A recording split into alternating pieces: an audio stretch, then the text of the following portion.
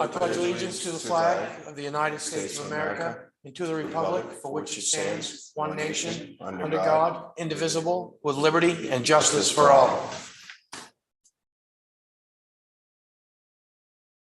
All right, thank you. All right. Anybody see anything on the agenda they'd like to change or add, actually? I move we approve the agenda as presented. Second. All those in favor? Aye. All right. The public participation policy applies to all selectmen's meetings. A copy of it is on the back of each agenda posted in this meeting room and on our website. Any public input? Seeing none. We have no appointments tonight, so new business. Water Department, DOXO online bill pay.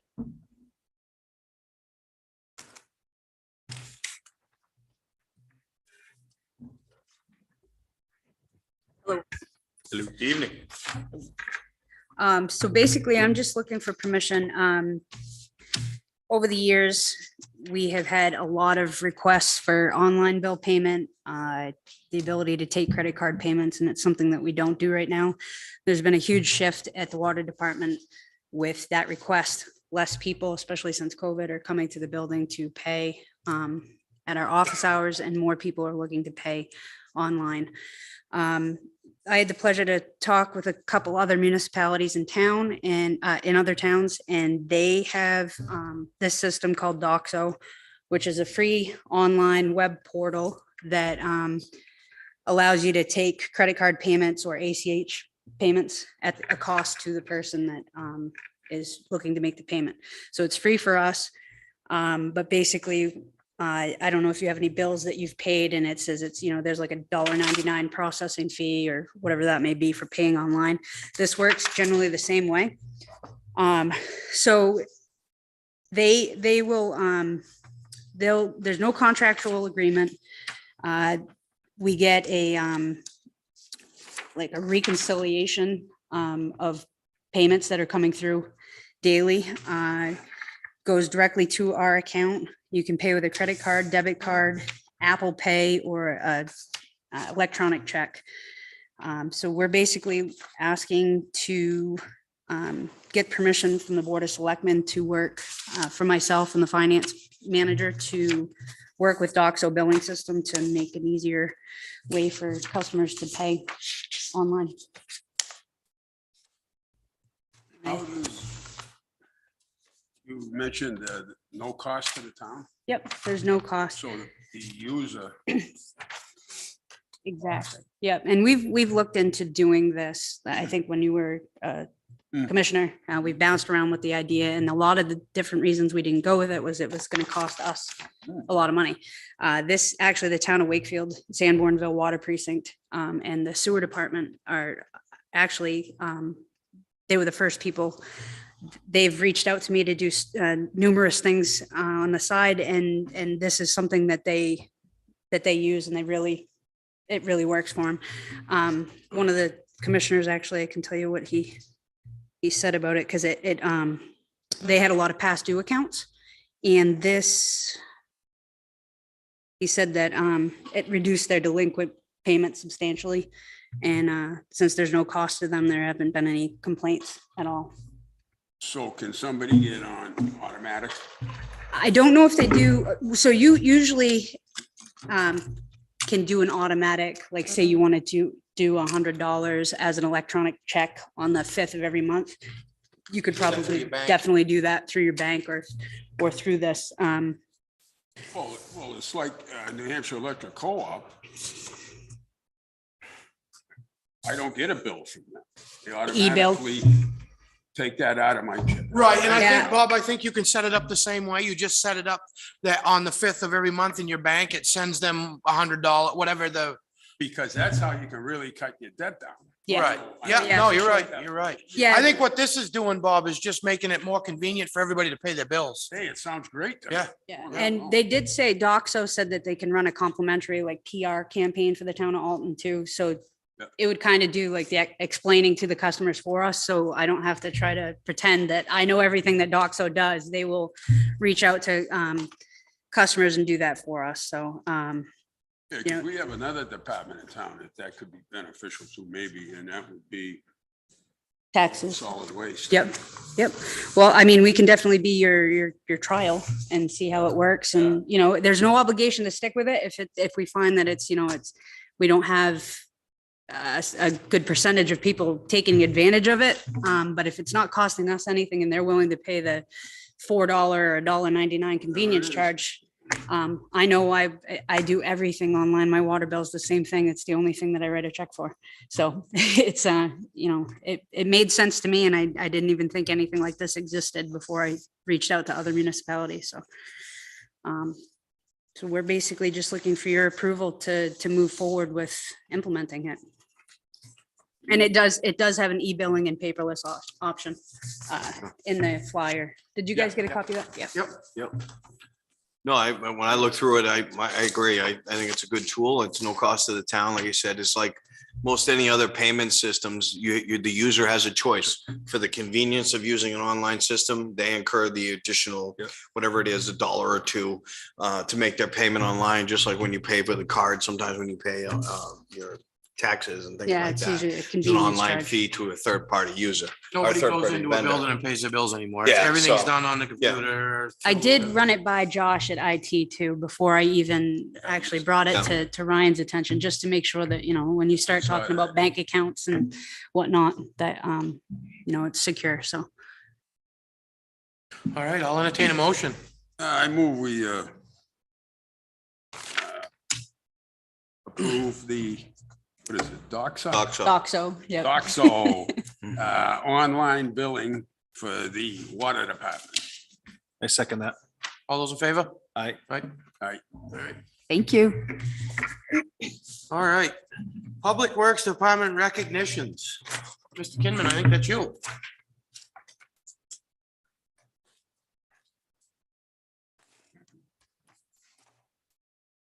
One thing I haven't mastered is a copy of. You didn't get your finger stuck in it, did you? Well, no, I can't get it to the copy 8.5 by 14s. I wasn't good enough to come up when Stacy was here earlier and do that because I get. But anyways, we do have a couple recognitions that we put together here for you tonight. I think you have a copy of them in your file, both for Jack Housel, foreman manager, in recognition of his Road Scholar accomplishments to date.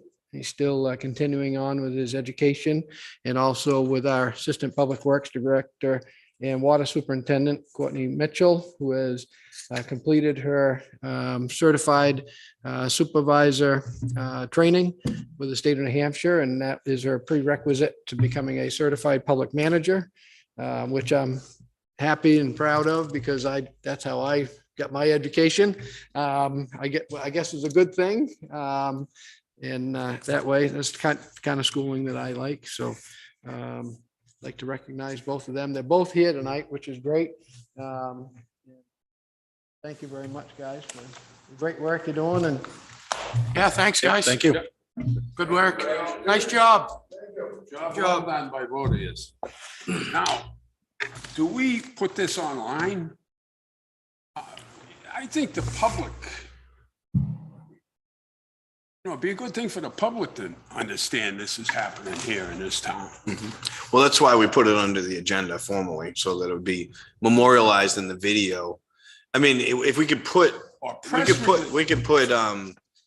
we can definitely put, like the memo or the recognition up online as a PDF. Yeah. I But the think- video is also up there too, but we could put the recommendations. I up think there. both Scott and Courtney are very good at putting their stuff out on their websites. Each one, I saw Jack's thing on there and Courtney's on there, and whenever somebody does something, they put it See, on. I don't frequent that, so Right. I don't know. Yeah. Right. Oh, yeah. We used to do press releases. It's all done through social media now. Usually we do. I know. But you hired some people through the newspaper. Oh, I did. Yeah, you I did. did. I did. yeah. Yeah. took me 2 years. Back in Bob's day, you got a knitted sweater with your name on it. Yeah, no, I'd like to do more of that as well. I appreciate you putting it on the agenda. Certainly the town administrator and I have talked a lot about that stuff. And we want to promote that within the organization. And these two fine individuals are, the future leadership of the organization, and they're doing a great job in leading the others. So I think that's really great. It's great that they're getting that extra education to go along with it. They've got they really have all the know-how, to be perfectly honest with you. And it's, gets quantified through some of the educational stuff that they've been through. So, Absolutely. which is a good thing, Excellent. It's definitely good to recognize accomplishments when they come up. I think we should do that more. Yeah. Thank you, Scott. I'm gonna go try to work on the shop here a little while. All right, Might have been a hint, Stacy. fire department, request for waiver to purchasing policy, central station roof.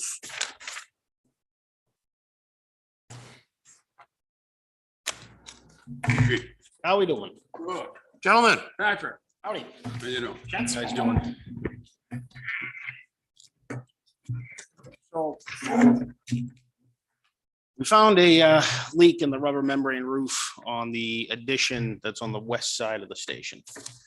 Kind of over the second floor, over the engine tube bay area. There's a flat roof there. It appears when it was put in, there was no like insulation or anything put around the pipe that came through.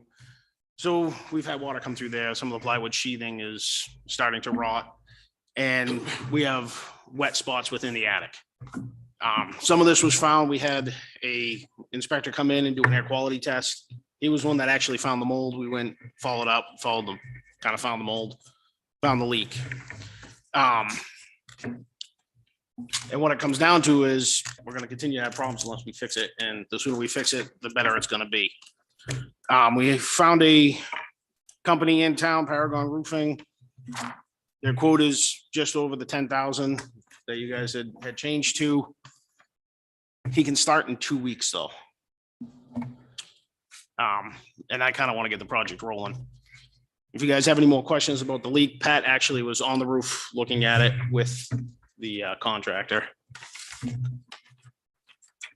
So the issue here right now, obviously, I asked, It's the leaking. chief came, it's an active leak. Leaking. We're having problems from a damage, and as everybody knows right now, getting a contractor availability is more crucial than money right now with a lot of them. It's not about the money, it's about whether or not somebody can actually get it done.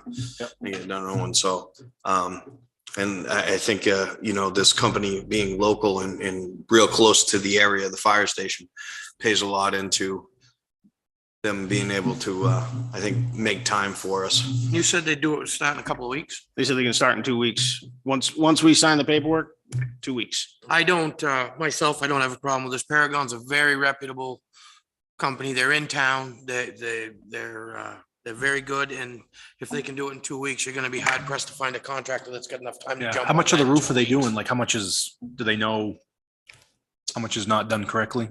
That was, They're gonna redo the entire rubber membrane section, which is okay. essentially How the big? entire length of the water department side of the back half of the building. okay, so they're doing a good. It's a fair try. chunk. There's no footage, but I mean, just Yeah, trying there's to put the no- footage to the price a little bit, but. If I had to Mm. guess, and I'm sorry, I don't have those measurements for you. Yep, no. It's somewhere in the neighborhood of probably 20 by 40. Yep. All right. It says here about rotten wood. Discovered. It was, so the, Oh, sorry. Go ahead. no worries. The entire leading edge of that rubber membrane roof actually curled back. So the soffit itself underneath was rotted when he peeled it back to see what the underside looked like. Oh, will be replaced at a price of $105 per sheet. That's because he doesn't quite know We don't know how many how pieces. many sheets we're gonna plywood get we're gonna into do. until he gets the rubber off. So. So it's a variable. So your price of Yeah, what's that price include? 15,894 might not be correct. Yeah, if he pulls back the rubber membrane and there's more sheathing, Yeah. he intends on replacing it I as. understand that. I'm Yeah. just trying to. What did he give you an average? How many sheets did he put in this price? He didn't. He said the sheets would be by the sheet Oh, when we went up there and looked at it, just because it was very, it was a big question mark, Yeah. essentially. 10 sheets. I didn't know if he put in, yeah, You're right. But I don't think he's got any in there. that's what I was wondering, if he put Yeah. in, 20 sheets or if he, so No, there's nothing in there. Yeah. I mean, we could be lucky. It could be one sheet. Yeah. It's gonna be at least two, but All right. And just for your peace of mind as well, this is a like an inspection that we do twice a year. We try to do it with all of the buildings to try and prioritize repairs moving forward. As you know, we have 4 buildings that are a lot of dust and a boat dock. So last year we did some maintenance to that as well, but it's kind of a moving target to try and keep up with these buildings and the best we can. priorities change sometimes when you discover new things. You got money in there. Yep. So the capital reserve for buildings is at 368,000 right now. Ooh, I think- They can make it, they can make the swing all right. It's enough for this, but it also maintains 4 buildings. And it's just over the $10,000 that it's, Well, actually, we're gonna have to approve a figure of a little higher. than this. right, and I agree with you. I think we should approve a little higher to cover if we do get into, because I don't want them to get into the roof and say, geez, we gotta replace all this plywood, but we only got $13,000. Right. If they're gonna do it, Bob, I think you're right. I think maybe you figure, I don't know, what do you think, Bob, 14.5 or something like that, just to cover plywood, Well, not to exceed? well, that's only 5 sheets. Yeah, I would ask, not to exceed 15. No, it's 100. I was Yeah, gonna our- say yeah. 50. Yeah, cause yeah, Yeah, I'm okay with it's only that. 12 sheets. Yeah, okay with that. It's not something that you can just wait and do. No, It's it's just gonna good, keep yeah. leaking and getting worse and worse and Right, worse, so. right. Well, The plus, only way to know what's going on underneath, we Just have to to rip it pull up. So the once you entire rip it rubber up, you're membrane done. off and then Correct. we're done. plus today, if you draw up specifications, go out to bid. And then if you can get somebody, Right, they want 6 months. yeah, Believe me, Yeah. yeah, no, I trying agree. to get somebody to do some painting. You know more about that end of it, but I just know that the company that they have here is, I know they do very, very good work and, Mr. Chairman, yes, sir. I move we waive the purchasing policy of $10,000 without a purchase order, without going out to bid. And approve 15,000, not to exceed $15,000 for the replacement of the roof on the central fire station west wing. I second that. Any discussion from anybody? All those in favor? All right, Thank you. Thank you. I think you guys Next are one's here for them. the next one too, so. Alright. Fire Department bidding consortium request. Sir. Thank you, sir. Yeah, Joe, she keeps the file. She's the gatekeeper.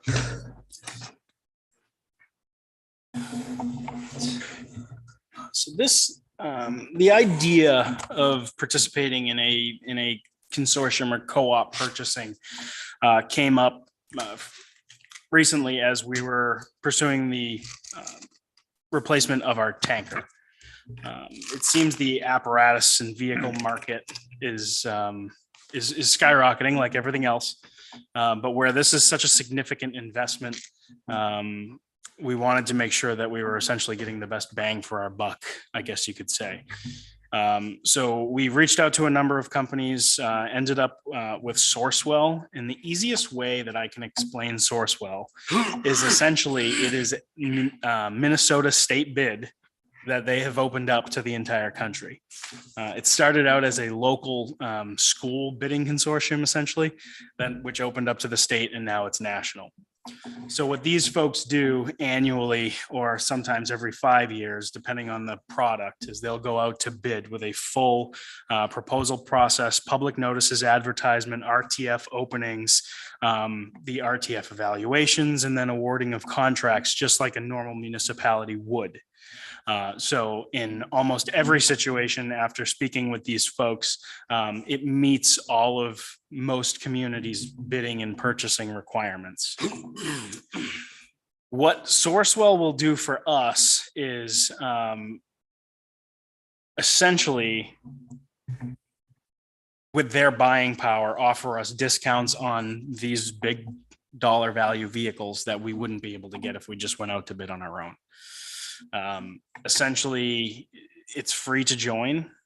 The actual vendors, when a sale is made, ends up paying a small percentage of the sale to Sourcewell. So they are still owned by the state. So they're not a for-profit entity.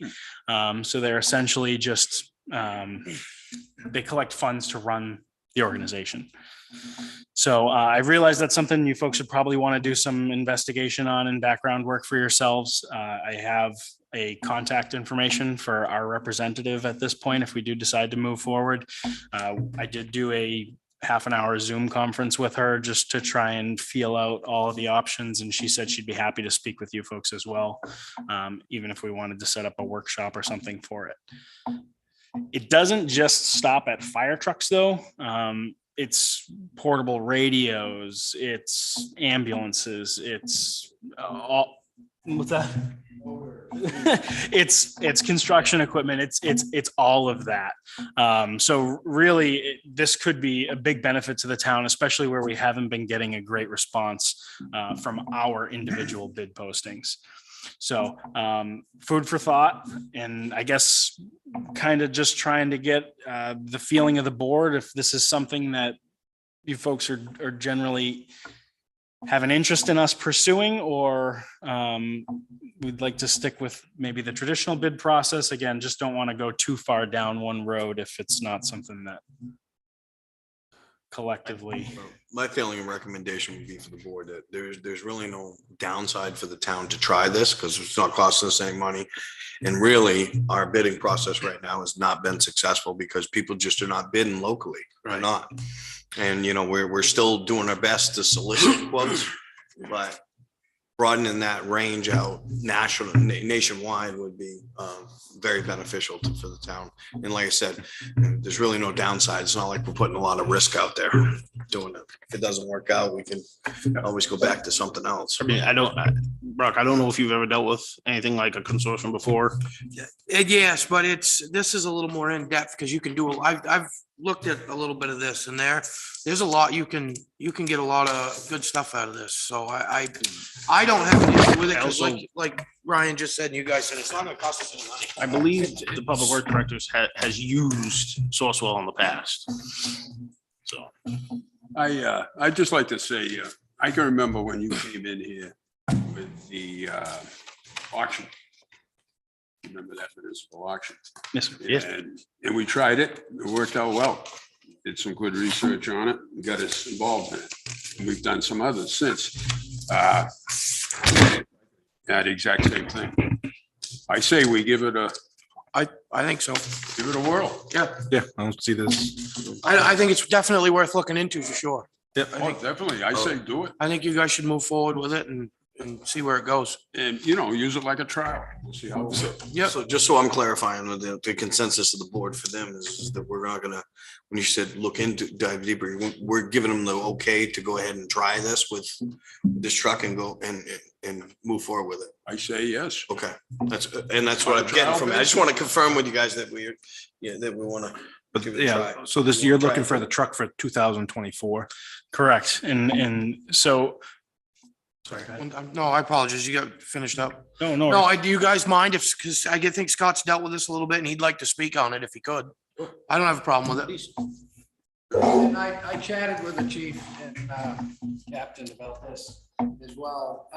And I just would share, I did use this in Molten Borough. It was actually called something before that. What was the name? I can't. But anyways, it worked well. And we used it for uniforms, actually for laundry service and the whole uniform thing.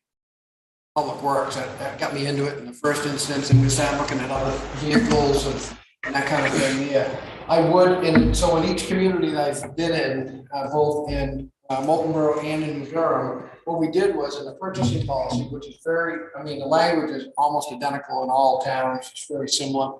Is that what we did was, where it says state bid, that you can utilize, take into consideration the state bid would be an approved bidding process, is that we added Sourcewell as one of those other resources or any other state as a process. What that did is that opened up a door. It doesn't mean that, once again, because the board has the authority to say yay or nay, like it. Right. One thing I liked about when talking with these gents is that, somebody would say, how do you know what they want for a fire truck here in Alton? Is it going to fit the need? Biggest thing is that these people do extensive vetting process with qualified vendors. So they qualify and all that quality control piece of it. They know that, in fact, that the list that they will provide you, I just showed Whitney and Jack the list I printed out for heavy equipment, for an example. They've already vetted them already out that they service, quality assurance, and all that going down through which vendors are approved.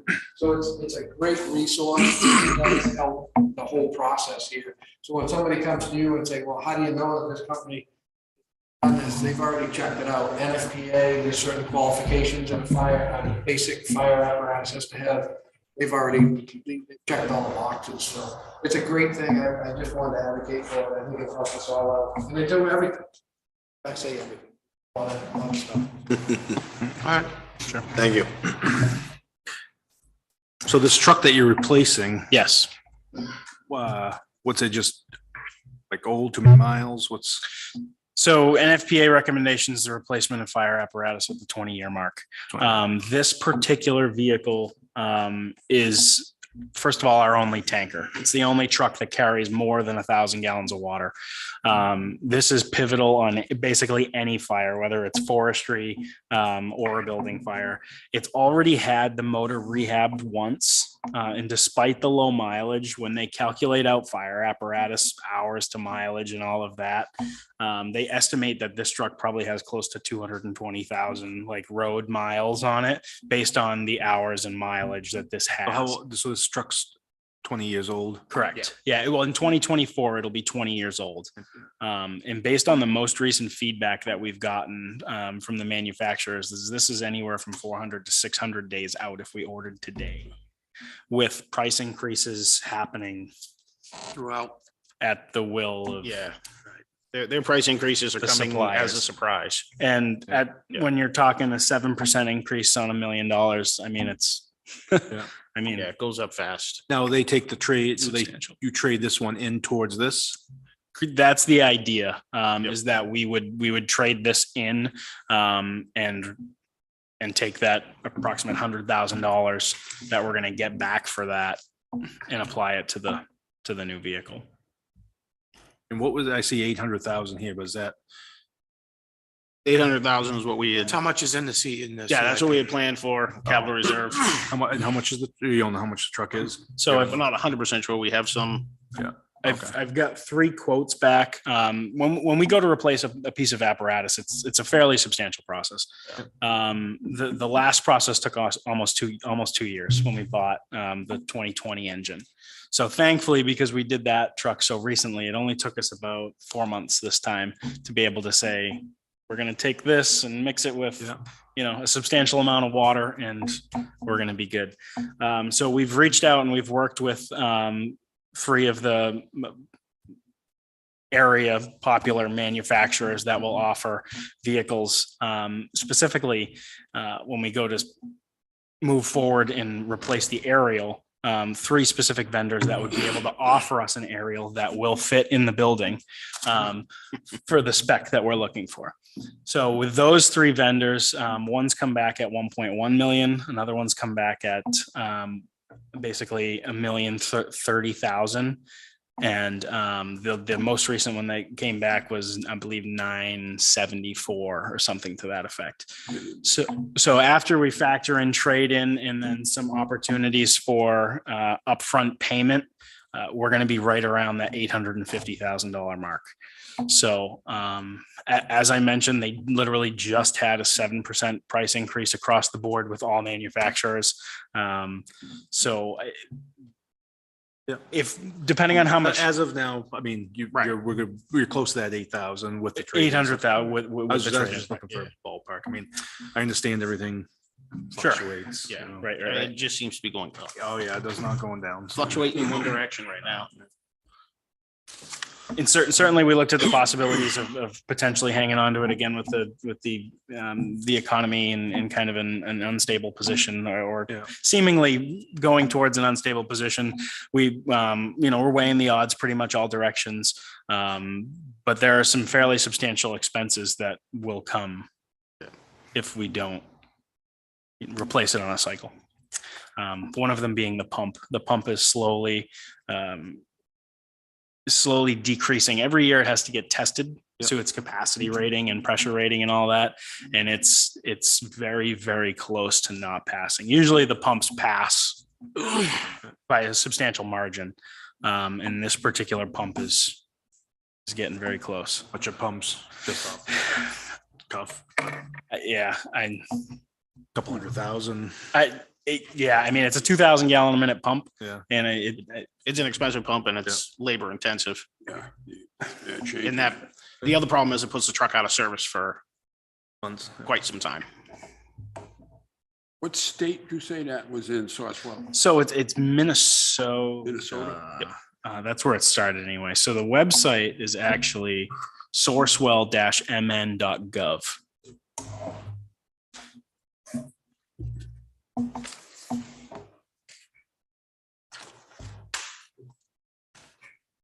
And as the Public Works Director alluded to, just so they post a standard bid. And so they rate these vendors on conformance to terms and included documentation, pricing, financial and industry marketplace stability, the bidder's ability to sell and service nationwide, their marketing abilities, value-added attributes, warranties, coverages, and then basically their variety of products and service. So I think it looks like a good idea. Yeah. And it's not like we're buying a fire truck right now. We're just giving them. Yeah, no, I think permission it's a to- good- Yeah, no, I don't. I think it's a good avenue. I think to it's a try. good idea and it's good work by you guys finding. I guess with that being said, I put a bid or a conventional bid spec in front of you as we would have previously done to post for the 30 days and wait for responses and that kind of thing. Most of these bids that we're getting back are only good for, maybe a month, maybe. It's usually a week or two. Right. So I guess, and again, with the 400 to 600 day delivery time frame, we're getting a little worried about that too. So ideally, we would like to move forward with ordering this in the relatively near future. So that way we have it for 24. Now, how does this work? Sourcewell on the price. So each of the vendors that have a contract with Sourcewell, we provide them our Sourcewell number and they create the transaction on the Sourcewell side. And basically from that point forward, there's no more connection with Sourcewell. We do all the dealings directly with the vendor, just as we always have.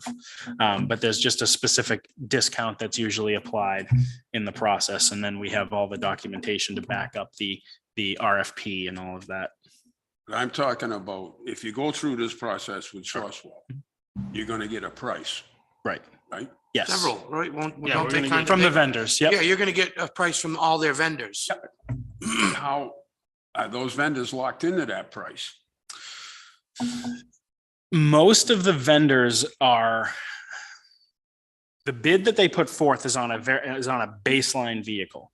So the bid is based on their ability to meet the specifications that they've outlined. So anything that we'd be looking for over and beyond that is in addition to whatever their baseline would be. So when we go out and want to purchase Motorola radios, we then would get the Sourcewell discount from our vendor, whatever that number would be. So I'll give you a quick example just to, So basically. Yeah, because I see right in here, it says $25,000 tool equipment allowance, so there's different allowances to Right. move. Yeah, I understand that. But today, if you go and order a truck through Sure. a vendor around here, Right. like, we'll say, Ford, just for the heck, of it, that price, I mean, if they give you a price, that price is only good for so long, right, and it's not very long. sure, Now, you're talking about a purchase for 24. Right. And you want to start the process now. Right. And lock in, because Yes. it's going to Yeah, take we want to lock in a with the best long price we time can. to get it. Right. Is the price, what I'm saying. The price isn't gonna change once we sign Lock in. papers. Yeah, Right. once Okay. the- so that, yeah, Okay. so I'm That sorry. price- I That wasn't part on- doesn't change. That would be a I just contract don't that know- gets signed. Yeah. When they give us a price, I can't tell you unless you know how long that price is good for to get approved. But Yeah, it's most likely is a month. Well, as long as that's spelled out. in Right. the Yeah. Agreement that. will be agreeable. And Right. I mean, the other thing to just think about and keep on your mind is there are significant discounts for paying up front, which we usually don't do. But the money sitting in CIP, there is significant discounts and we can save some money that way too. So this particular, one of the particular or quotes that we got back, when you sign the contract, again, that price stays. If we pay ahead, this particular would save us $31,000. Generally, the manufacturers will then get a bond on that dollar amount. So if anybody defaults or anything like that, we get our money back. So that's very standard. We did that with our last truck, and we've prepaid basically for every truck we've ever purchased to take advantage of those savings. So it's not necessarily something super new for us, but the opportunity is there. Perfect. Mr. Chairman, I move, we allow the fire department to go out, quotes, Sourcewell Company as presented this evening for the truck 2004E to be purchased out of the capital reserve in 2024. I second that. Any discussion? All those in favor? Aye. Right? For clarity on that motion to purchase in 2024, it would be sooner rather than later. So it would hopefully be this year. So that way we'd have it for 2024. Just don't know if Okay. you want that clarified, that's all. What he's saying, yeah, I think what Yeah. he's, you're saying that you have to buy it now, but you're not gonna get it till 2024. Right. Because they're that far out on building them. Yeah, okay. You okay with changing your motion, Bob? Yeah. Okay. Yeah. Andrew? Yep. You second? All right, all those in favor? You got Aye. that, Aye. Stacy? All right.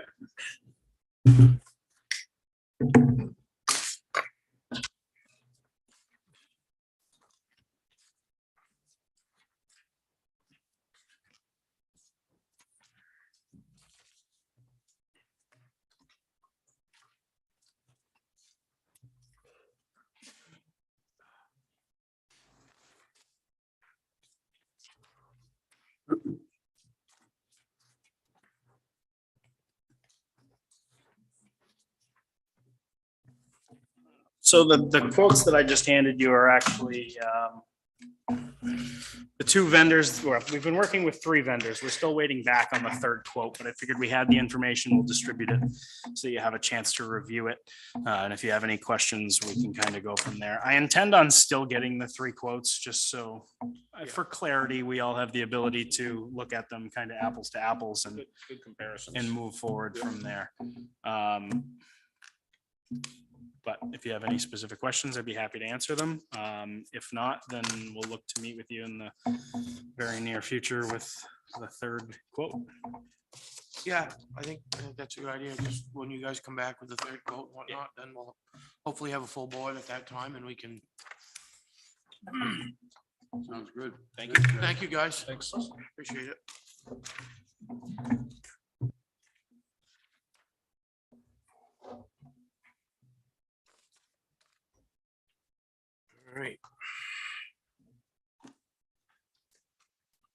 The Dive liquor license request.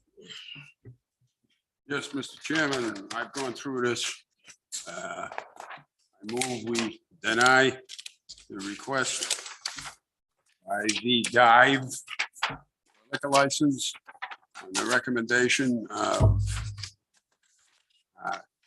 Town Building Code Enforcement Officer John Dever. It spells it right out.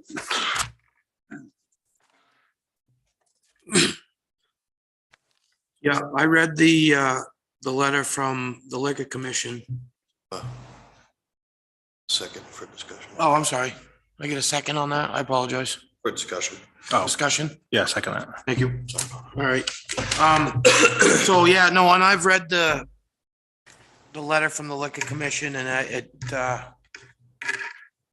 unfortunately, it appears that even the place where the dive is docked isn't on board with this right now until it goes before the planning board. So in light of this, I'll have to agree with you, Bob, on that, but I just, these people have been dragged through the ringer since the day they tried starting this, and they're great people. I've dealt with them. But there's nothing that we can do on our end with this. This is straight out with the. Yeah. You know, and the marina also has. to Right, well, that's, go on with it. yep, yeah, I think there's a couple of stages that need to go before this can Later. come back to us after. But yeah, so yeah, I will,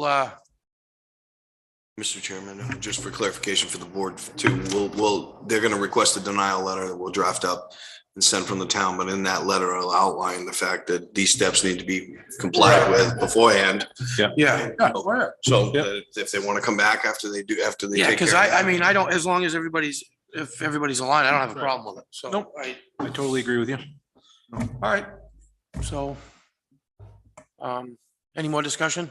Nope. All those in favor? Right. I, Aye.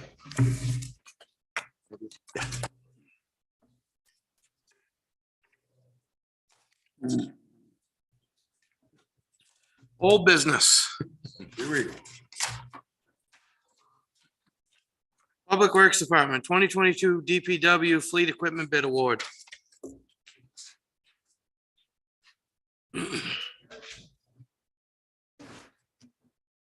Oh, smokes. Cheers. Get this one here.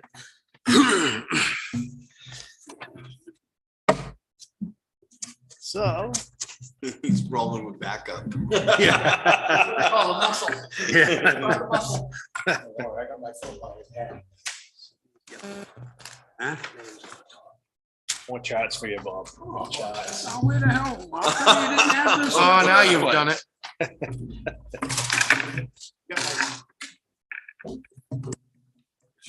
You mean I can throw all this other stuff I away? would, yeah. Bob, you can do whatever you want. Thank you. Oh, I know that. You can throw the other one, the big one away. So that, the big one was done quickly, so we could get it in. And as it was, I was tardy. You're getting it in the board packet. But Spent about 3 hours trying to decipher. under the bid process that we have, the bids are only good for 45 days. I got a problem. You gave me. How I have it set up, for how it was done up at No, I don't want to. I thought you were doing surround sound. surround sound. So with that in mind, as we do this, I laid it out in the memo just a little bit. First of all, we put out a set of bid specifications for the different vehicles that were in the packet. And realistically, not everybody could meet all the specifications. This gives you, this spreadsheet that I just handed out does give you a yes, no relative to the specifications. So if you want to go down through, so you can see the ones that are in red are the ones that couldn't meet it 100%. So there really wasn't somebody that, you know, except for on the trailer, it looks like the trailers there was, but as far as on the equipment itself, there was, you know, some folks here that could not meet them. So through that evaluation process, and it's been pretty extensive. And actually, everybody that's up here has been involved in the evaluation of the equipment. And we did try a lot of the equipment. As you can see, there was quite disparity between the bid prices to the tune of, the highest to the lowest was nearly a span of about $118,000. So, and when you have that situation there, you're trying to figure out, well, why? So with that in mind, we chose to evaluate some of those pieces of equipment that we did not have familiarity with. We had tested and tried several pieces of equipment prior to this. When we got some quotes and some budgetary numbers initially before, actually it was last fall, when we did that. And we put together these specifications as a group and putting that together. So the three so-called name brand manufacturers probably meet the specifications the most, I guess, to a certain extent. It all depends on how much weight you put with each little thing that might not be exact that way. And then you got to quantify whether or not that dollar amount being more and or less is, how that's going to factor into this whole equation. The thought process for us at the highway department is that we would be, with our loaders, would try to get back into the same replacement sequence that had been proposed originally by Ken Roberts, which was every 5 years to replace our loaders as they come off a warranty and they have approximately 5,000 hours on them. Then we would cycle them out and then purchase a new one. Basically, that loader value is roughly at approximately 50% of what it was when it was new, when we swapped that over. Excavators, we looked at initially doing a 7-year rollover and approximately the same type of hours. It'd probably be a little bit less, maybe, might be closer to 3,500. And at that point in time, determination whether or not we should extend that. But we looked at, and that's the reason why you see in here warranty periods being for the excavator at 7 years. And I believe it was 4,000 hours or 5,000 hours. I have to go back and look again. There's been so many back and forth here, but it was for making sure that we could cover out those components. The majority of the excavators that are manufactured now are electrical or hydraulic with a lot of their components. There are still several that are still hydraulic, I guess you call it, in that situation, but the majority of things have changed to the electrical or hydraulic. So that has a lot of different factors in it as far as on the maintenance side. At solid waste facility, Scott's in a little bit different position that way, but wanting to make sure that first of all, there's compatibility between our pieces of equipment. That was, kind of part of the reason why Scott mentioned about his aging loader at the time, 16 years, I think you're up to now. And, with the hours and everything, it seemed like the best time to see if we could make that happen.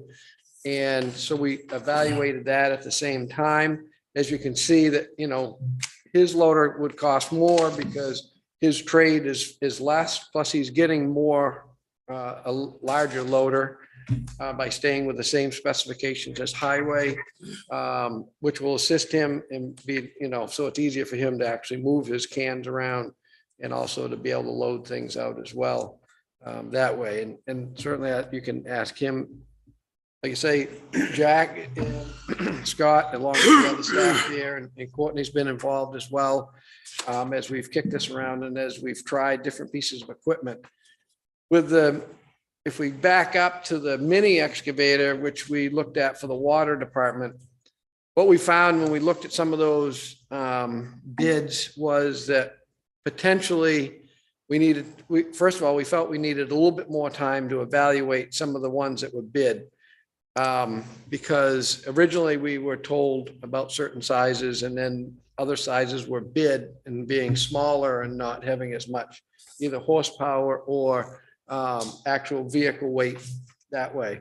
So, and right now we haven't been able to really do a good evaluation on that as well and need a little bit more time. Whitney is right now is not in as much of a critical point. Her piece of equipment does, it should be replaced, but it's not like it's dire straits. So if we take a little bit more time, potentially look at Sourcewell as well in that process, I think we'd have a better opportunity to make that assessment. That's responsible. So Right, and she has a couple different pots that she needs to look at. One is her reserve as to how much funds would be allocated from that towards this project and or a potential lease purchase, which is different than what we have set up for highway and then for solid waste. For highway, as you recall, there was 2 warrant articles that were drafted in the utilization of unreserved fund balance money, which gave us $127,600 to purchase a loader for the highway department, and then $151,900 to purchase an excavator. And that was utilizing the trades in order to do that. So with that dollar amount involved in specifications and so on and so forth, really, we don't have anybody that meets. Well, we have people that meet the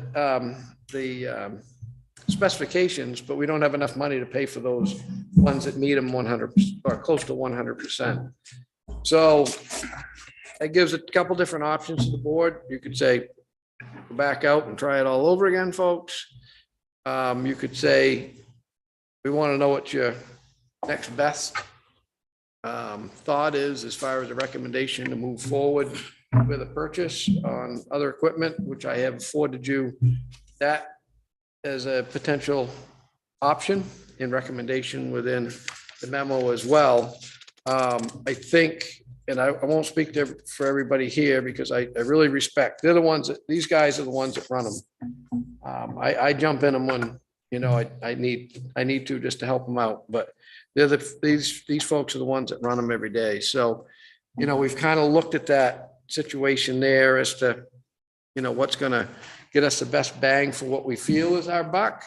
There's some unknowns that are here. I will tell you that because there's not a lot of historical information on some of these manufacturers as to what value and how they hold value.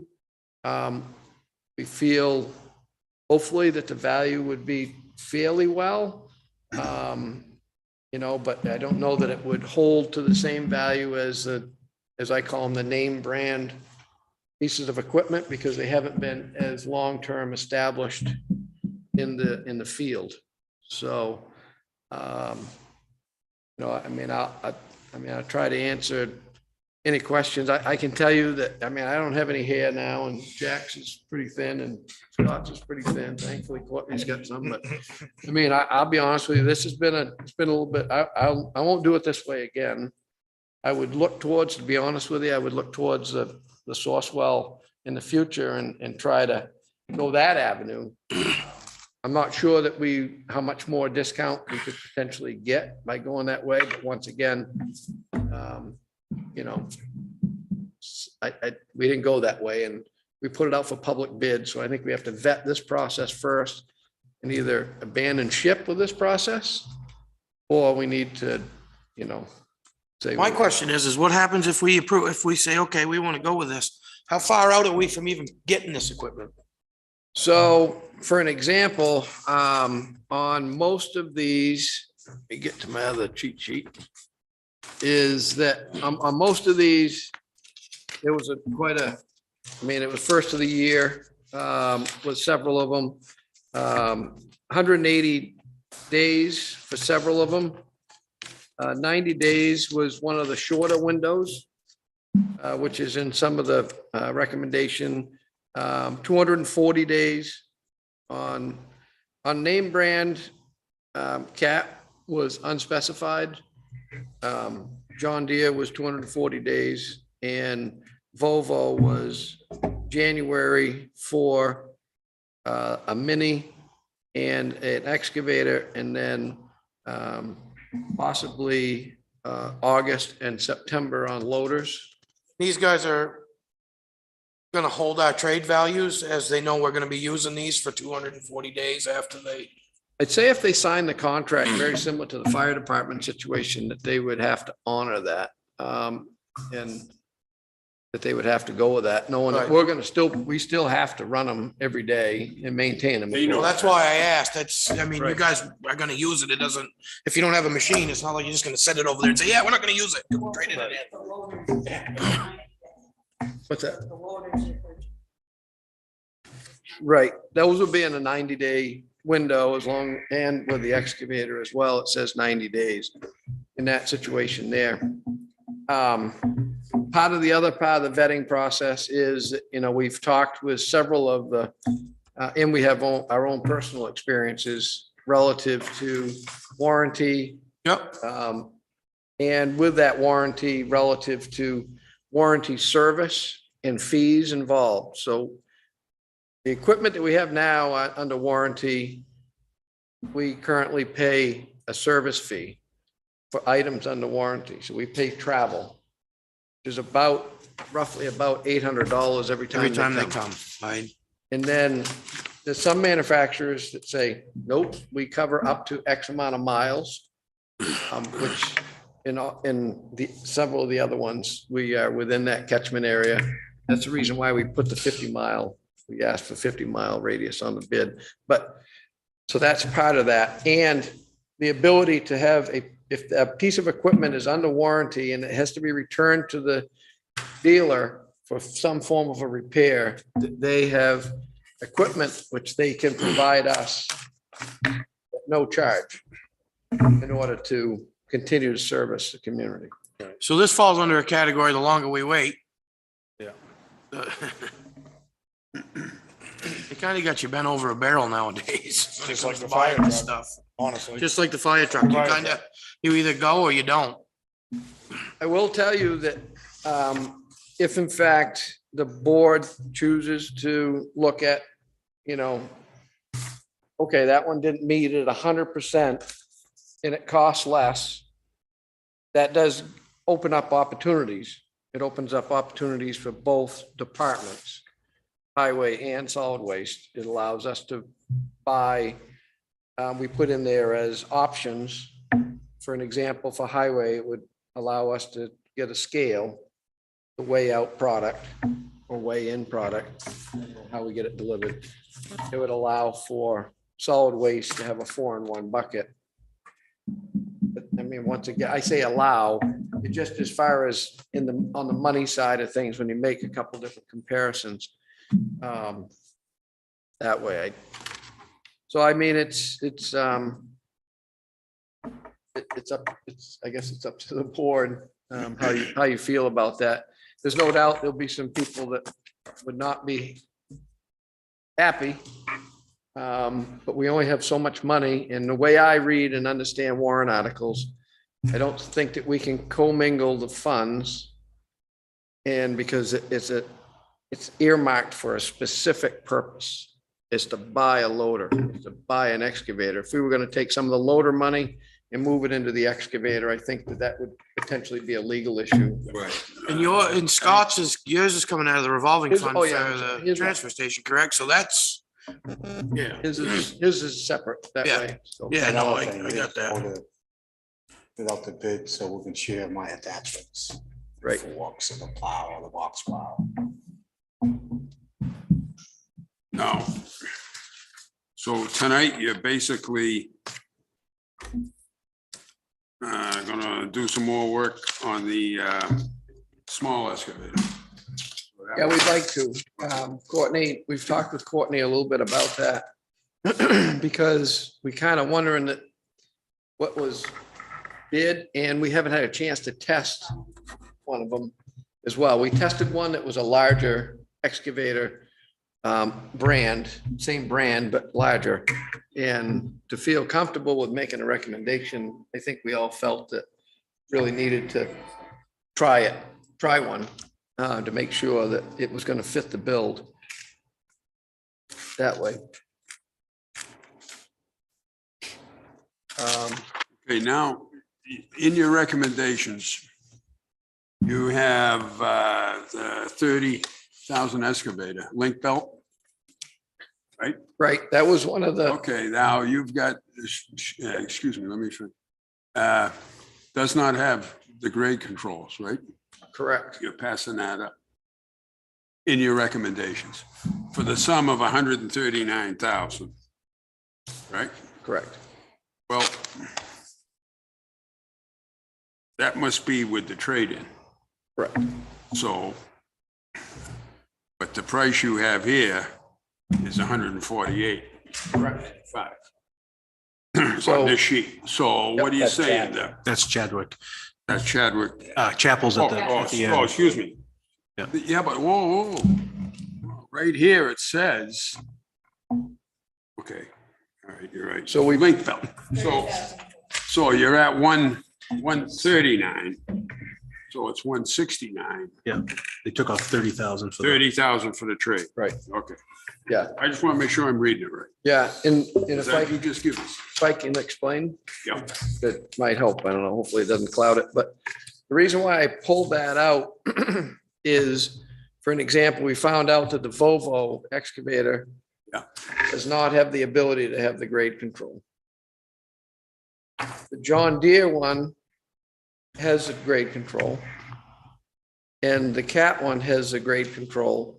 If you are to change and ask them to do the same thing, I don't know about John Deere, but I do know from Cat is that you go to what they call a GC model, which is like one that doesn't have all the stuff and it is The other less horsepower. So I talked with a Cat salesman today and he says, you know, a lot of people get along just fine with those, Scott, but we did some research and, you know, the head mechanic there, he made a few phone calls and talked to some people and said, which one, you know, and they told us, listen, you want to stick with the more horsepower in that situation there. For what you guys are doing, I don't think you need the grade controls anyway. Well, I don't think so either, but it was, the reason why we put it in was in order for that, for them to bid a 313 Cat. It had grade control in it. All their stuff trying to comes keep with- everybody Trying to keep everybody on same- the same. Because all their stuff right. comes with grade control, so. Right, and so that ended up being the situation there. Trade-in 160, 9200. They took the grade control out. It was that 30. It's pretty expensive. I didn't realize how expensive. Very expensive. But that's because it's fully integrated in the Cat product. I'm not sure. I did not confirm how it is on the John Deere product. All the other ones, it's an add-on. So like Link Belt can have it in there, either in 2D or 4D or whatever it's called. I don't know. Deal installed. But as Brock said, I don't think we particularly need it for the stuff that we. No, no, what you guys are doing, you don't need the grade option. It's not. We were laying pipe, miles and miles of it. It It'd be might something different. Different. That would be different. I mean, the only thing that I saw that was ever an advantage of having grade control was that if you wanted to set it so somebody didn't get in the wires. Right. Because you can go that way too, but. Well, I depth think too. You once can set again, it to it a goes- depth and it kills all the controls when you get to that descent Right. depth. I You think guys you don't need to have competent people that are operating it. And I feel pretty Exactly. And confident. if you were in a city running on gas lines or something like that, it'd be one thing, but you're not. Right.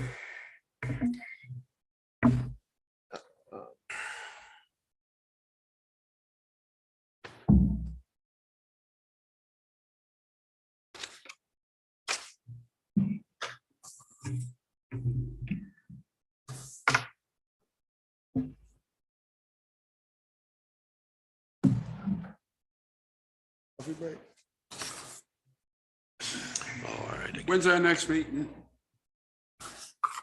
The recommendation is gonna be for July 11th, because the next Monday is July 4th, so. the Recommendation in my TA report is gonna be for July 11th. Days will be up. Yeah. 30 right now. So the 45 days will be up. We, you know, I certainly can go back to these folks and ask them if in fact the board wasn't comfortable. I mean, I'm not trying to shove anything down anybody's throat. It's a lot to, I can just tell you that for the last 3 weeks here, I think it's been close to 3 weeks. We had a little postponement. This has been like a nonstop, always visiting it every day type of situation. So I fully respect that of the board, and I'm not here to try to push anything down anybody's throat. Just, I wanted to keep it within the 45-day window. And certainly we can go back to these people and say, you know, or however. Obviously you were underneath the money that was granted for it, right? Sorry. You were under the money that was granted for it? Right. Yeah. By 200, by $100 on the loader. By going with that manufacturer. Yeah. And we've tested that. I mean, we've all tried it. I think probably Scott, you know, because he has other uses of it than us just loading material and doing that kind of thing. He did a little bit more extensive as well. We were fortunate because they brought one to us, plus Scott has a neighbor up there near him I that use this and took it up to my work. he has the same piece of equipment, so he was able to do a lot of checks with it. So that was helpful that way, and certainly we can always go back to the manufacturers and ask them if they would keep the same price. I did hear from one, not one of these that is on this bid, you know, here, but one of the manufacturers, Cat, said that he thought it was fine, that they would be able to hold the price. I was kind of Yeah, but surprised. they won't give you a date on when your machine comes. That's true. Yeah, I know where that's going. That's the other piece of it, you know. And what, did you get a time frame from Chapel? 90 days on their bid. Excavator and all. Yeah. That's not terrible. Oh, that's actually good, really good. And the price that you have here, that's not. I mean, you buy equipment all the time. That's not terrible. I don't buy equipment like this all the time. No, I know. But no, yeah. Yeah. We don't either. Yeah. But yes, no, I mean, And this is the same thing as, if you're looking at all these other prices, So the whole process is like all balanced out. Combine whatever. yeah.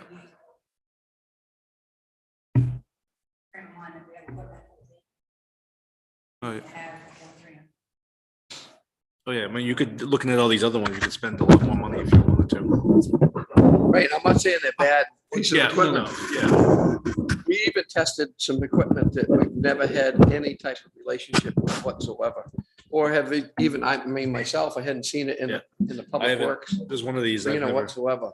one of these I haven't seen it, I've never even knew. I never, the, whatever it is. Saney? Yeah, I never heard of You ought to it. try it. I don't need to. You're right. Oh, the only problem I have, Mr. Chairman, is a lot of confusion here. And I just got some more information tonight that's helped clear my mind a little, but I'd really like to get this done tonight. Yeah, I agree. I'm looking at it and, I mean, yeah, there was some confusion with the things, but the meat and potatoes is right here in the recommendation. And It tells you what you want. It tells you what they're going for. These guys, we pay these guys to bring their stuff to us, so we all agreed we need the equipment. we do need the It's in the equipment. capital warranty, yeah. reserve. Oh, the warranties are up, so. we Yeah. gotta- Yeah, the warranty. That's when they That's the start biggest costing part. you lots of money. Yeah. Huh, Scott? A warranty work on that. Well, Yeah. the mere fact is that, you know, there once. you're getting a piece of equipment in 90 days. If the loader goes down again and we can't get a part, or we can't get somebody in or get a replacement, that's the biggest thing. Yeah. I mean, not everybody has them on the lot to give to us. We buy a new machine and it goes down and we're Right. gonna get one delivered. But right now, it's hard to get through winter without a loader. So the warranty end of it's really important today, Yeah. especially with the electronics. Still gonna. So basically, there's the one excavator you want in your recommendation. And 2 loaders.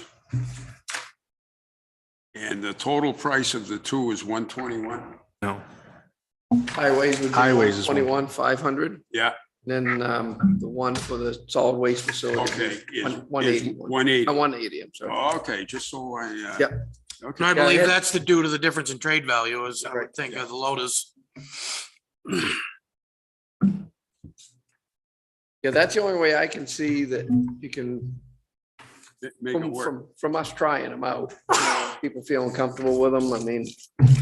And one other thing that I didn't mention is to take into consideration, we also looked at, okay, and because we put it in our bid, that we could actually pick and choose. So in other words, if we wanted to have a cat, and then we wanted a John Deere, and then if we wanted a Volvo, or we wanted to have a Right. JCB or whatever it is, that we could pick and choose whoever was, whether they met spec or low bid or whatever it may be. We kind of looked at that and said, is that a good thing? Are we better to stay with one vendor? Yeah. With the warranties and have service? Or, do we want to have our mechanics having to deal with John Deere service? And then, cat service, and then At least link you belt guys, service. when you whatever guys it may do be. oil changes, at least it's. Yeah, then you're everything going comes the 50 same. You have them come You're down going one day. 15 different places to Yeah. get your filters. Right. Call one No, guy I for the problem, but definitely agree with keeping the same, trying to keep the same vendor. What do you gentlemen think?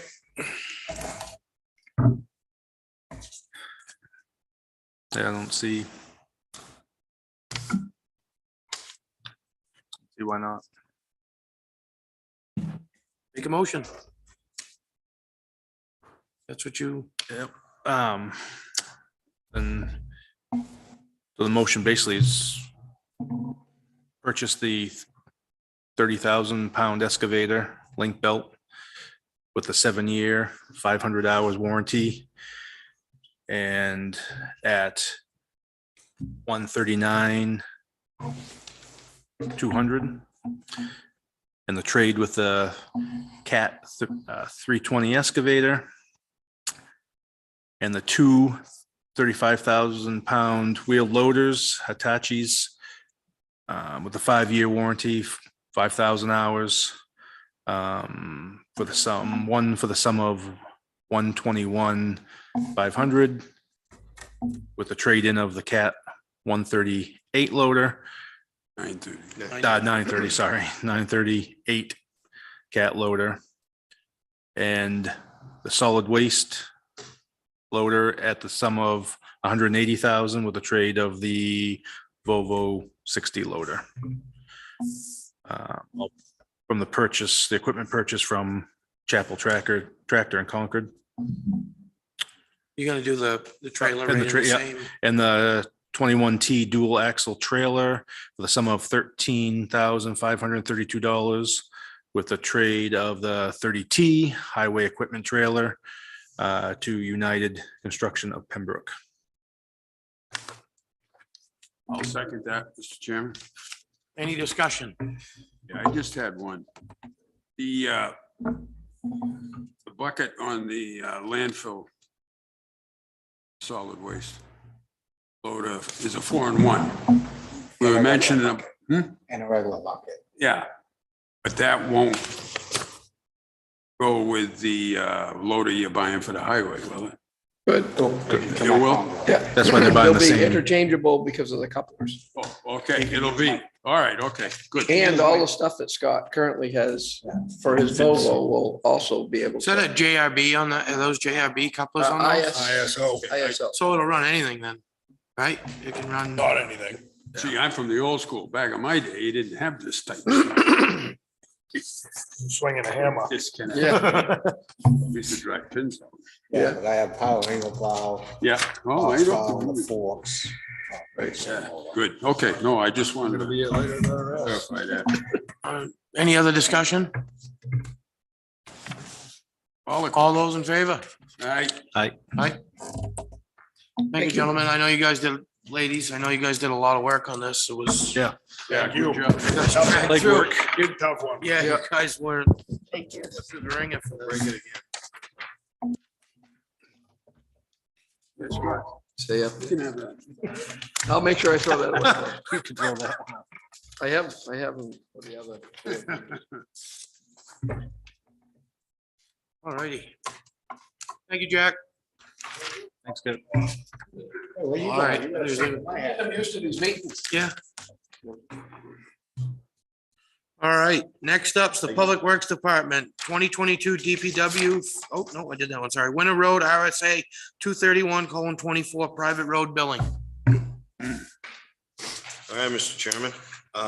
As you know, a few meetings ago, we brought this to the board for the board to consider, and there was a request from the board for me to gather some backup information. So attached to your annual in your package, you have all the backup information from years of warrant articles that has accepted the roads, the minutes attached to them. Yep.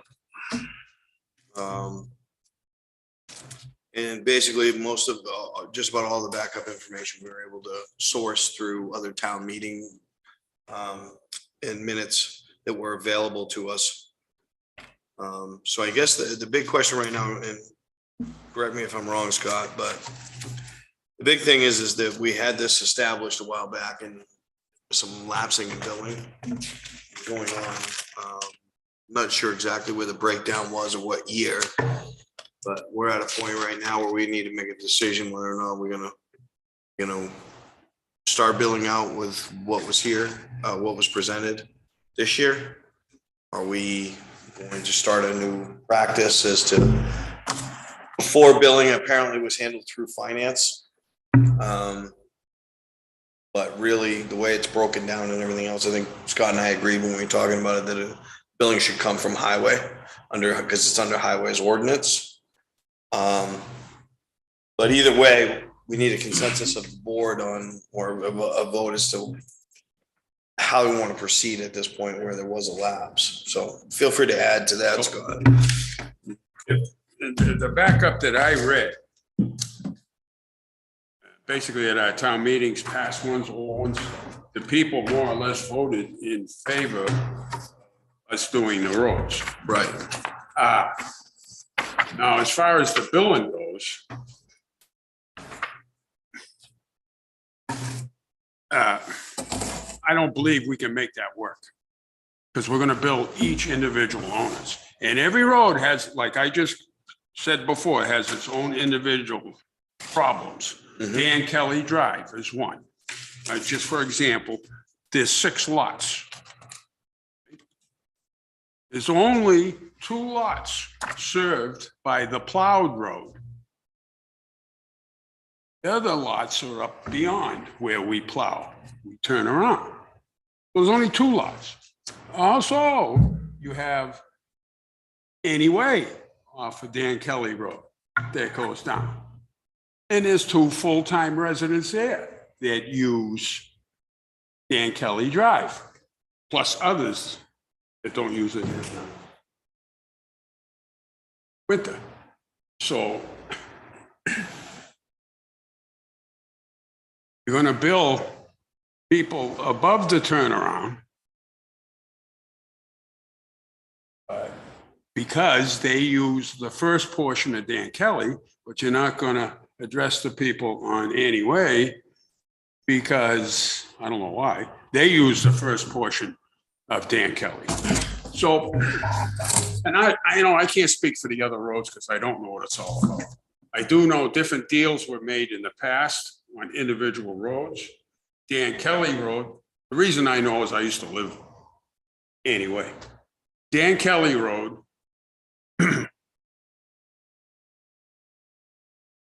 old Ralph, who lived there, who I think we're all familiar, well, most of us are familiar with. But he went before the Board of Selectmen, or the road agent, or whatever you want to call him, manager. And a deal was struck that if he widened the road, he moved there, widened the road, and maintained the road, that it would be plowed. Winter use only. And that was done. That road was widened. And every year, the inspection used to be done on the roads. And we used to upgrade that road. We used to take. Can I just ask a question, Bob, because you know the history of it? Yeah. Was that road taken by the Board of Selectmen at the time? Or just a deal between the road agent? I do not know. Because if it was just a deal between the road agent, it's against the law, for one. Well, no. I'm just telling you what the background is. No, and that's what I wanted to How know. about the other roads? Now, I don't think the town should be paying to plow the road. No, I agree 100%. And I don't think we should try billing. I think that's just gonna turn into a rat's nest because we couldn't even collect it before. Right. So,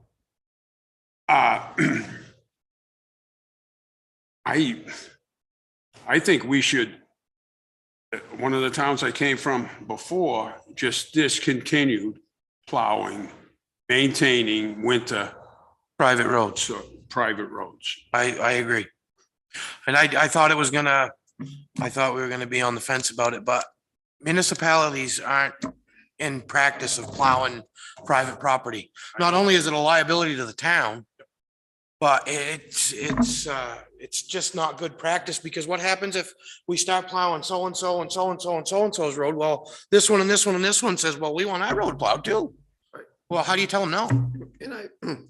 And I've had those people come and say the same thing to me as well.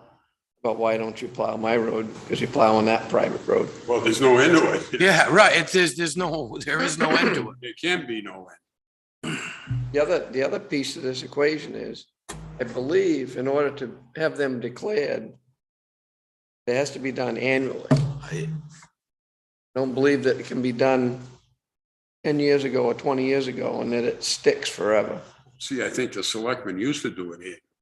Right, We used to go over the roads we were doing. right. There used to be a list. As long as the road manager used to go out and give them a list, as long as Inspection. they complied with that list. And we stopped doing a couple because they didn't comply with the list. Well, I know I didn't inspect them when I came here Yep. in 2021. Yep. What I learned about it afterwards and digging through the files and found out, oops, should have inspected that road. So I didn't do it. So I never made a recommendation to you folks for 2021. You know, I mean, my recommendation is, because I used to plow 177 miles of private roads and contracted people to do it in the town of Moultonborough. And I was elected, so it would have been political suicide for me to say that we were giving that up. But after I left there, I said, you gotta stop doing that. It's completely illegal. And the Hampshire Municipal Association told them that. You gotta declare them, make a declaration in order for it to expend those public funds. Because they used to fund it. It was almost. Well, and that's the $500,000 whole a year. thing. You're spending taxpayers' money on private property, Right. which is, you can't do that. But you So- can, With a declaration. yeah. with Through, that. right, with it, right, exactly. But I don't think there is one. I think it's just a old handshake here and there. We're gonna, I'll bet you 90% of it is. right.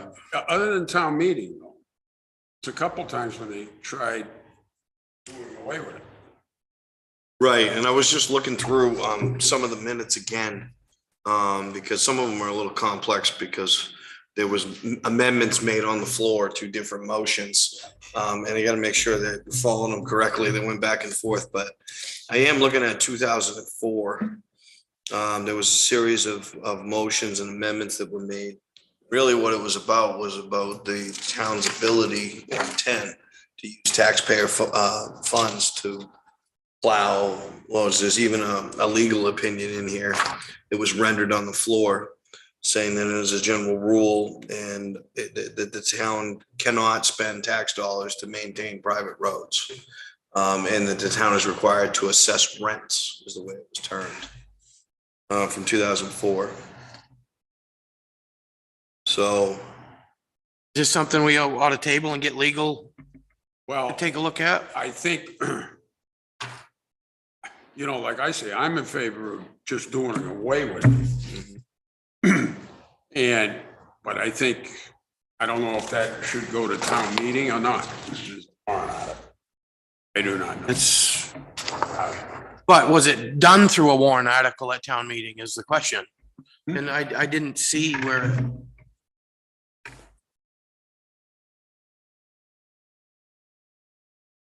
I'd run it Could you run it by, have you run it by the town attorneys? I have not sat down with him yet about it because I didn't know which direction the board's wishes were at that point. I mean, if the consensus of the board here is that we're not gonna look at, basically, I need to know which side to really be looking at, whether it's an issue of, money. Are we gonna continue the services and charge money?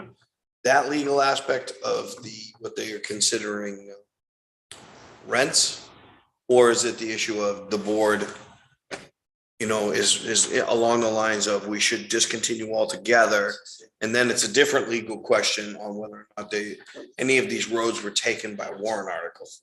And if they were, is that a legal process for the town to assume that sort of So control with public documents? I'm sorry. there is a warrant article right here, and it's Article 39, and I think Stacy is 1978 annual report that says to see if the town will vote to authorize the plowing of snow on private roads only under conditions of hardship when authorized by the town welfare officer and the selectmen, except in emergency situations as determined by the road agent and the selectmen.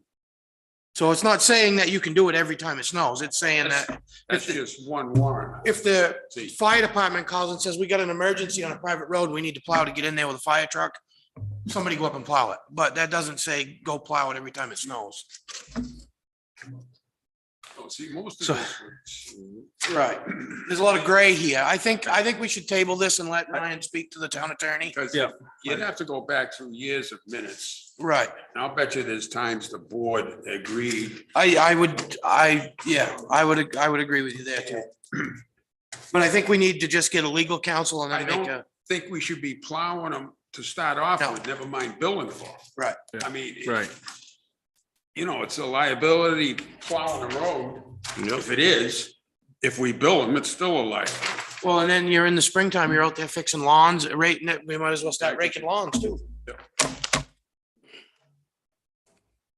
Yeah. So I make a motion that we table this until Ryan seeks legal, we get the attorney to go over it and see what his recommendations would be Basically, and, the principle Yep. of we're gonna stop doing it this year. right. I second that. Any discussion? All those in favor? Aye. All right. Tabled. Tabled. That info for you. All right. Thank you. Thank you. Assessing Department, Whitney Consulting Contract Renewal. So this is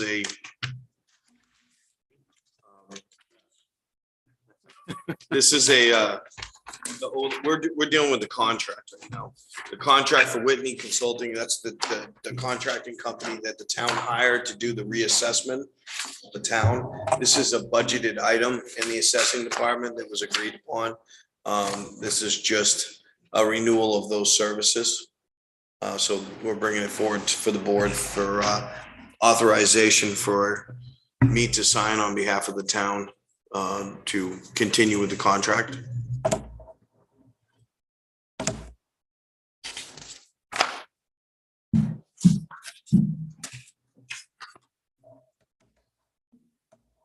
It's an ongoing thing, right? Yes. Well.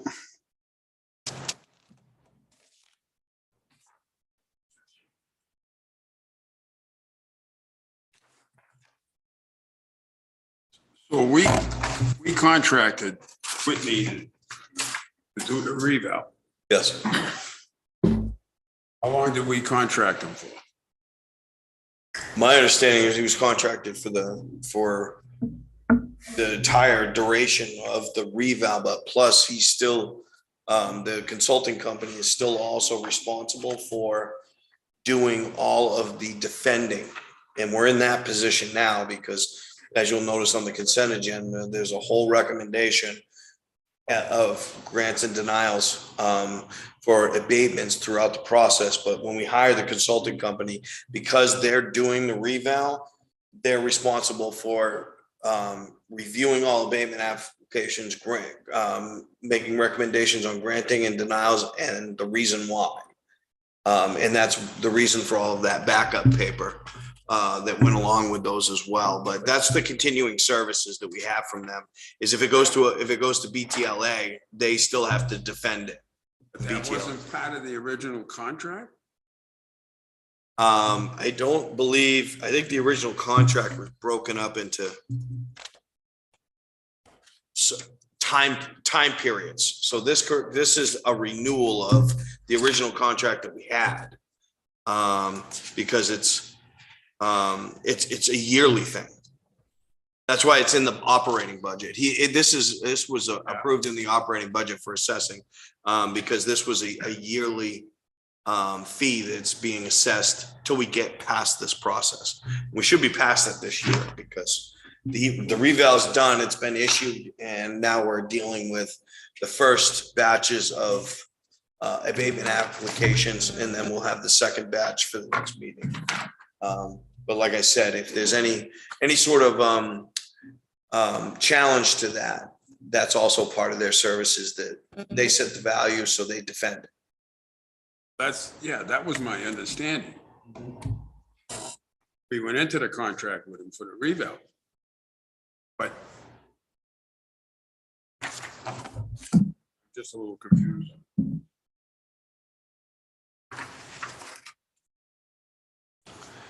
It's an annual contract. Yeah. That's my understanding of it, is that, the contract covered it, but it only went as far as the coverage period. And that coverage period lapsed on lapses on July 1st. So this is to carry on from July 1st to December 31st. So they're probably doing. Then that's not an annual one. Well, no, it's the contract time period is only 6 months, but I think we put the funding into the operating budget for the whole year. They may just be billing biannually. See what I'm understanding?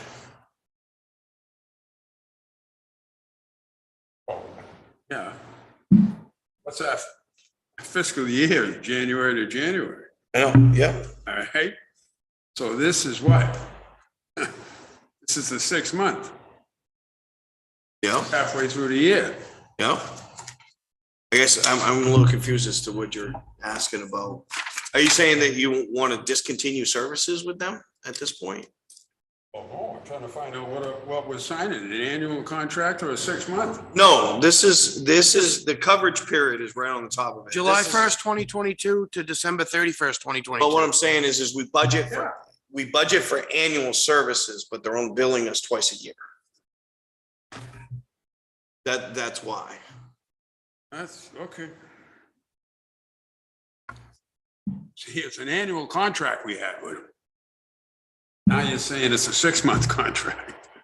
No, they bill. They 6 bill months. us twice a year. 6 months. Yeah, but he's asking to renew the contract, Right. not make a payment on it. Oh. Well, yeah, I mean, when we renew is for the coverage period, these are the terms, but we're asking to sign off on it because the payment is for the total compensation will not exceed $20,375 under 3.4 on the section. We are asking for payment under 3.4. But in order to sign off on it, I mean, this covers indemnifications, insurance, compensation in terms, but it outlines the services that we're allowing them to continue and that they are agreeing to provide.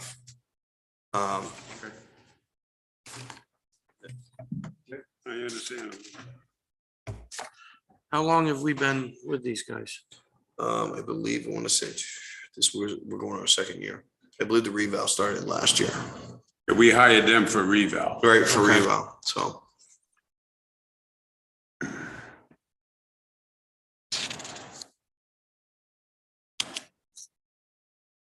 I mean, it seems like this is a standard thing that we do every year, so.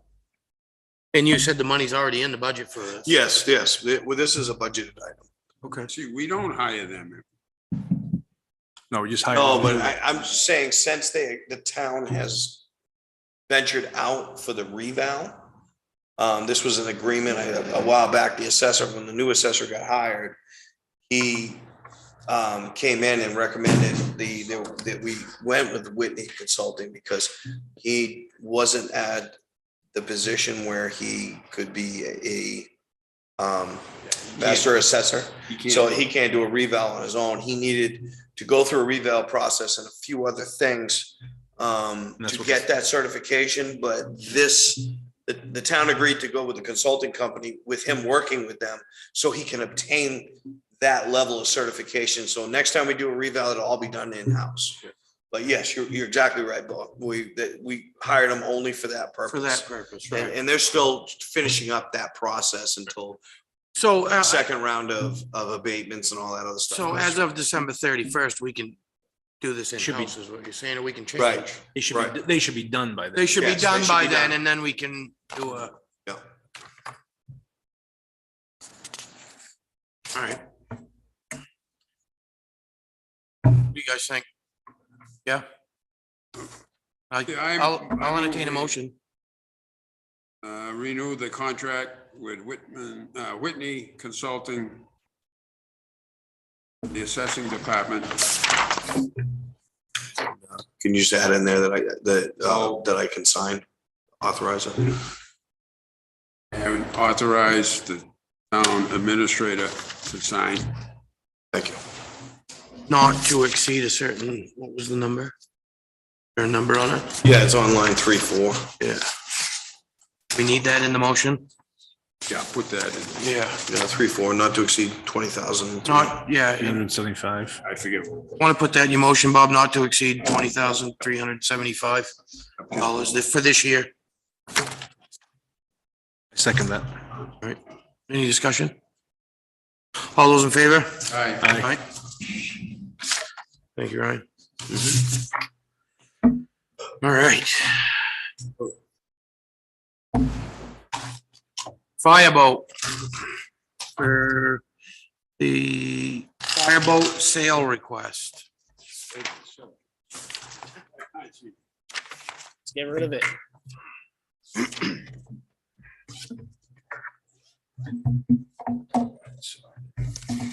So basically looking to get the fireboat up on municipal bid, the old boat. With a reserve of 10,000.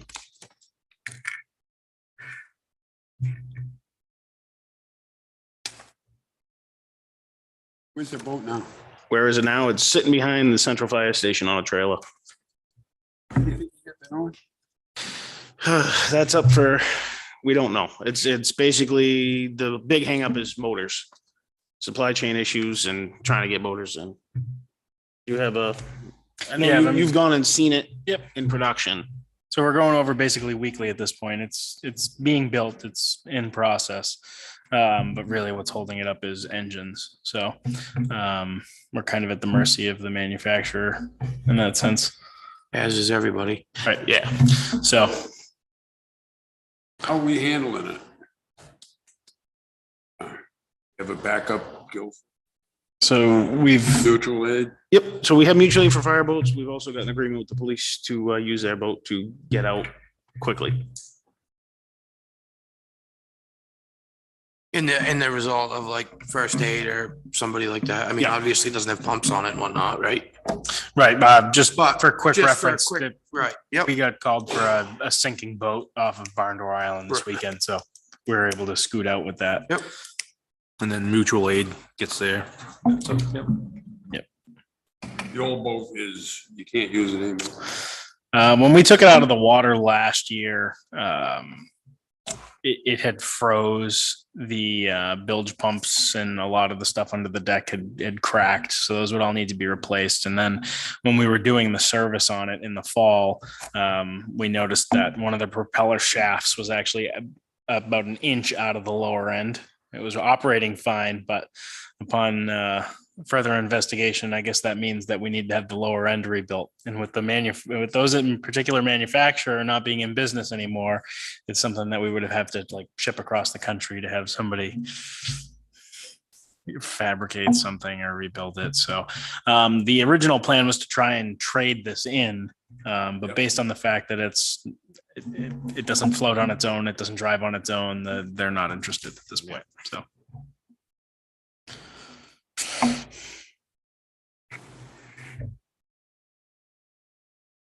When you put it on municipal bid, nobody knows what the reserve is, do they? It's not posted, I think it just says reserve not met until it's met. right? And there's a couple different trains of thought with that in terms of how to do it. So you can also put it in the bid that we reserve the right to, accept or reject Yeah. any bid. So we could not post a reserve, so that way it entices people to bid. Or we could post the reserve and I think in the past, we've posted it as a, You never know. Right. so I think in the past, we've posted it with the reserve. Obviously, full disclosure of any troubles that it has. The trailer that it's on is for our new boat. We got it in advance of the new boat, so that way we could handle this one. So that will not be going with it. We're not a scrapyard. I think we put it out to bid and we've already got a new boat coming, so it's not like we're gonna, and I think, like you said, if you don't put a reserve on the boat, I think you're gonna entice people to, and like you said, we can say whether we want to accept the bid or not. That doesn't matter if there's a reserve on it or not. We have the right to, am I correct? We have the right to accept or reject any bid that we've got for it, so. It has to be known up front, though. Right. Yeah. That has to be known up front. I because we didn't get $10,000 for it, now it's gonna sit out behind the fire department and be worth even less. And that's just not good practice, I don't think, just having it sitting around. So if we can. Oh, it might look good. The highway's got an old V plug. Paint it up out front with it. Put a couple of lobster traps next to it. And then I guess the next question would be. You're gonna have to make that motion, Bob. The next question would be is in terms of the length of the posting. So municipal generally suggests less than 2 weeks. I know in the past we've done 30 days. We've also done a couple at 2 weeks. What's the board's pleasure on that? I mean, can we not post it locally there's probably somebody on the lake that could fix it if they wanted to mess around and spend $50,000-$60,000 on it or something. Why couldn't it be posted? Is there a big hurry to get rid of it? There isn't a big hurry, but I'll tell you just in the experience that I had with selling our surplus items and one of the highway department's dump trucks, the bids don't come in until the last 2 days. Right. Everybody waits till the last minute and then it just kind of snowballs. But I do recognize, the longer it's posted, the more exposure it gets. So. And I would imagine you guys have unwinterized it because you were gonna put it in the water, but until you found out that, so there's another cost because you gotta winterize it again before you put it away. As far as posting it locally, my recommendation would be to put it on the website Yeah, and then advertise that it's there locally, so everybody has a chance to bid. if there's people There could be somebody who wants it it. could be somebody that wants it and it That's a is nice what it goal. is. And that's it. Anybody can use that website. It's not like only municipalities, so anybody can get on there. Yeah, I say, Mr. Chairman, we go to local route first. Yeah, that's fine. Same. I It's still on just- And still put it on same on the municipal. bid. It's still on the bid site, but he's gonna post it that it's on the bid site. Yeah. Right. Local. Yeah, we'll advertise it locally. Post that- on the bid site that it's posted locally as Yes. well. Yeah. that's- Okay, yeah. Picking up what we're putting down? Now, do you need a motion on it? Yes. Yes. In lieu of not being able to trade in the fireboat, the old fireboat towards the new one, I move we utilize the municipal bid and the open bid market at the same time. With the Board of Selectmen having the right to reject or accept any of it. So you want to post it in 2 spots separately then? Yeah, the municipal and that's what we just talked about. Yeah, they'll post it on like the town website or something at the boats for, is that, Well, I think he's talking about, are you talking about taking sealed bids for it? For people that want to buy it and putting it on the website? Yeah. I don't know if you can do that. right? Well, what other kind of bid you gonna take? Well, municipal bid, there's, Yeah, but you all right. I thought you said you wanted to give people in town a chance. I think we should. I think it gives by right- everybody a chance. Yeah. On Yeah, the but- website, like everybody. Yeah, on the website, yeah. I'm talking on the municipal website. It gives everybody a chance to hit that auction. Right, you don't have to post it in two different spots. You can Yeah. post it on the municipal bid Yeah. website with a thing on there letting people know that if they want to bid on it, they can bid on it at municipal bid at such and Right. such.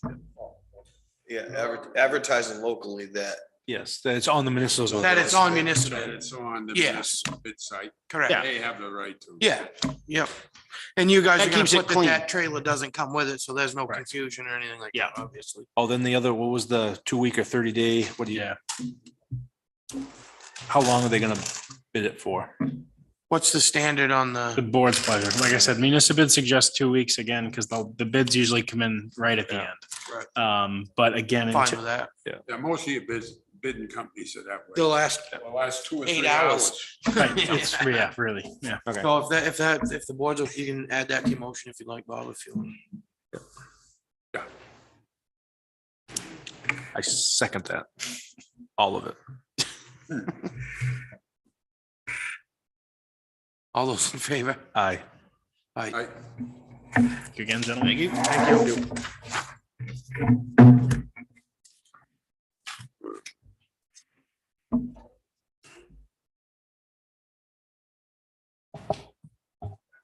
Selectmen's reports. Mr. Holt, I'll say, Mr. Morse, All set. and myself, I am also as well. All right. And now the town administrator report. All right. First thing I got on the list is, Selectman, La Rochelle had asked me for, and I think we mentioned at the meeting, for a bridge update on the Vape Bridge repair. And, we reached out, there's a new project manager for that that's been assigned by DOT. And, the Public Works Director reached out, we got an email back.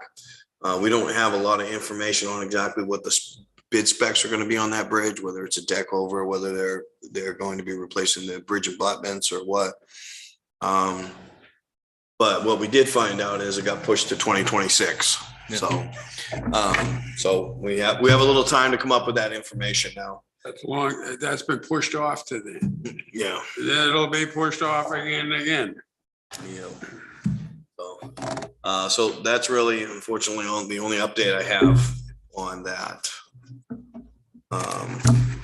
Next on the TA report, give you some more information. So we had talked a while back about the issue with the sprinkler system in the meeting room. The seating requirements, whether it's standing room only, seating room, what the fire, you saw an email before from the fire inspector from the deputy chief, fire chief, about what I should say, the square footage utilized for the different seating, whether it's table and chairs at 15 square feet, or the multiplier standing room and seated room like we are here, if it was only 7 square feet. So that's what's putting us over the 100 threshold, which we've never had. I've never, as long as I've been here, never seen 100 people in this room. I've seen it packed, but I've never seen 100 people in this room. And I think we'd be hard pressed to do that safely, especially with COVID and everything else. So being under that threshold only makes sense for us, but at the same time, that changes this to a place of business from a gathering or assembly place. For an assembly permit, it becomes a place of business where we conduct, professional meetings with the public, committees, things like that. But we're under that, with the table and chairs proposal that I had brought forth the last time, it puts us exactly at 97 max capacity with the board members. So that gets us where we need to be. One of the stipulations with that was obviously a long discussion point that night was, in order to achieve this, the board and the committees that sit in this room would end up having to be up on the stage with a stage table. We have plenty of room to do it up there. And in your proposal, you'll see there is actually a proposal for a crafted table that meets the dimensions that we need to be built in the period, sort of, I don't want to say period correct, but in the same intent as this building is, with the wood, the trim, the paneling on the front of it matches the paneling on the old doors. We were trying to find something that met the character and the heritage of the building and not, I mean, everything else you look at it online right now is sort of future looking and whatnot. It doesn't go with this room at all. And if it's going to be a sort of a permanent fixture, it can be moved if need be, but it comes in 3 pieces. But there was a lot of different suggestions that were thrown out that night and about not being on the stage. And unfortunately, none of them are a realistic option. I'll explain why. First one was, there was a suggestion put out to get rid of the stage. Aside from a lot of commotion that's probably going to cause in the general public if you try to disassemble this stage. But the problem is I called back the deputy fire chief. What happens is right now, that stage in itself, that square footage is computed for a fixed number of people. But the square footage on either side is not considered usable space at that point, because you have emergency exit and an office that have to remain clear, the doorway entrances, which automatically deduct. And if you remember, we're talking about the difference between 100 people and 97. So 10 square feet is going to make a difference. I should say 10 by 10, 100 square feet is going to make a difference. So if we take this out, it ends up increasing all of the square footage in the room, puts us back over the 100 again. The other option was, can we put a table in front of the stage and then have the public at the same level? Well, we laid out, just like we did with the tables and chairs for the proposal on the ground, we laid out in that space, the table with chairs for the board members. Plus you got to have an alley because you got to walk behind each other. It brings the table almost out past the projector. So then you have people that are going to be swarming you from the sides, and you're not really going to be able to face and look at everybody. You know, the big issue right now is there's no other alternatives besides this plan is the most logical, money wise and space wise. It's the only thing that's going to get us where we need to go. I know that there was some discussion, and the public had mentioned some discussion about the sprinkler system. Well, maybe that's what, you know, maybe we should be doing that for safety reasons. Well, the one big thing that we haven't really, it's been mentioned a couple of times, but really hadn't talked about, was not only is the cost of the sprinkler system a big number to bear right now, we don't to take on, but we already know now that the water main is not going to handle the pressure. So now we're going to talk about ripping up the roadway, the permits, the time, the resources that we're going to need to utilize, plus the sheer cost of it. And that was just a sprinkler system for this room. Right. That wasn't even sprinkling the whole building. Yeah, that's just, yeah. Yeah.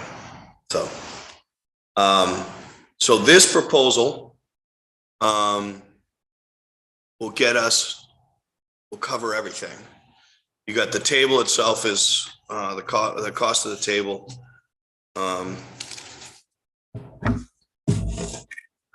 Was $9,550. And then there was a delivery fee and a setup fee on site of $1,500 once it's built. So that's the big table, goes the whole length of the stage. So that's 10,000. Yes. What? Don't have that?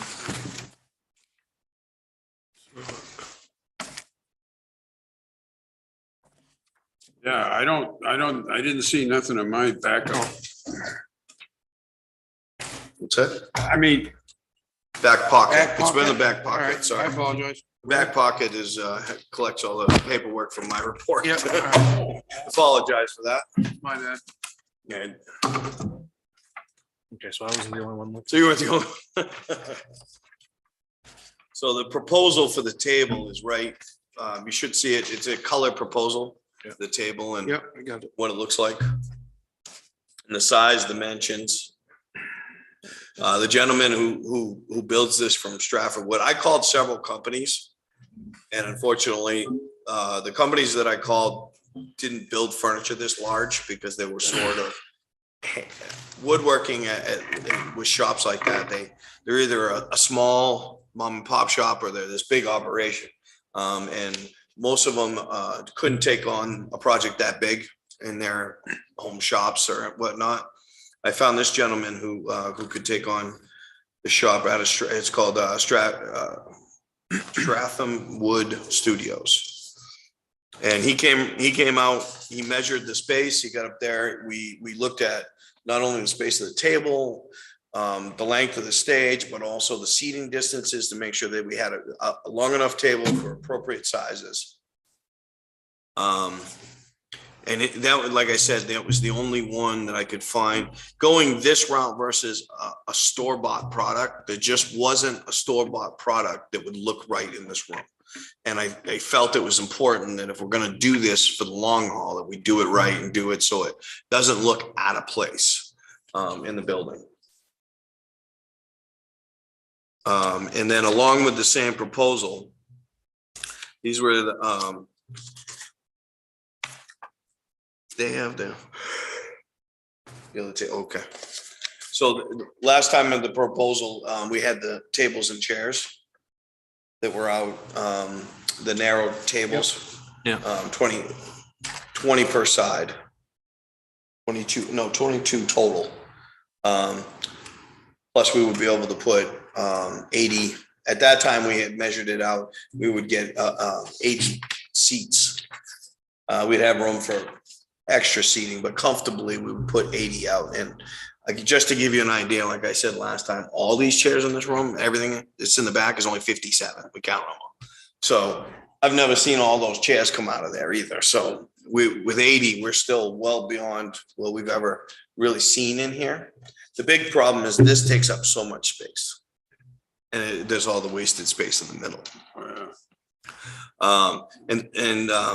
The best thing about this proposal at this point now is we had a meeting with our emergency management representative from Homeland Security and Emergency Management. And there's a grant we qualified because this is the Emergency Operations Center and the improvements that we're doing to this, they'll pay $40,000 for the project. The only problem with the $40,000 is we do have to match. So, but with that 40,000, you could do some of the other remodels and improvements to get our match and still get the 40,000, which will pay for the tables and chairs, pay for the big table, and then pay for the other portion of this is, as you saw earlier when the microphone fell on the ground, this whole microphone system is a hardwired system that's really failing, and everything's going. So Josh has put together a wireless mic setup where the actual mics go into a charging bank, and then before the meetings they come out and you can put them in the places where people are speaking, but also we'll have a platform area or podium area where people can come up, talk, present, you know, and we'll also have a screen area that will drop down between over the cork board right there, so that when presentations are going on or whatnot, it will project on that wall. And Josh priced out a short throw projector that will probably be able to hard mount above it. And so we won't have any of these extension cords and tables and stuff that we have to set up and go about with that. So with the match, if the board is agreeable to move forward with it,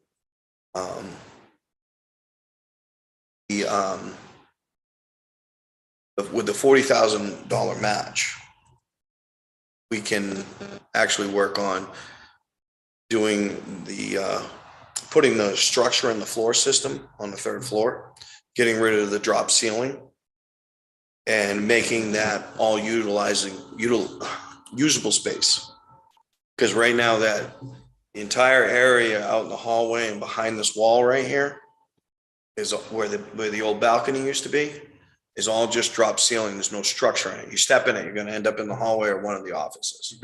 So I brought several of the selectmen here one at a time. I actually had a full walkthrough with Selectman La Rochelle on Friday. It's unfortunate that he's not here today because we walked the whole project. And he had favorable things to say about it. But he's not here tonight, but I have had the opportunity to walk some of you through. It makes we're busting at the seams with storage filing and everything else, and we need to shuffle some things up. And the only unused space that we have right now is up there.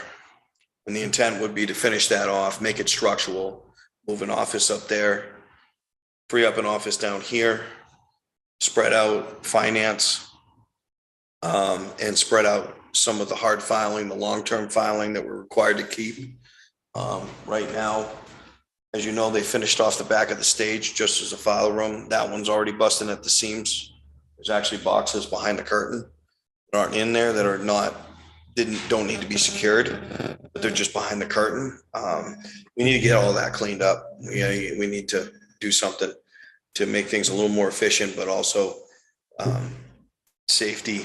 We talk about fire safety and all that stuff. The loose files they're just laying around or just overflowing. I don't want to say laying around like nobody feels like putting it away. We don't have any place left. We have to purge and what we can, and then we have to increase some space. And as you know, downstairs with the 36 filing cabinets in the hiking room, we have nowhere to expand down there. We have to expand here.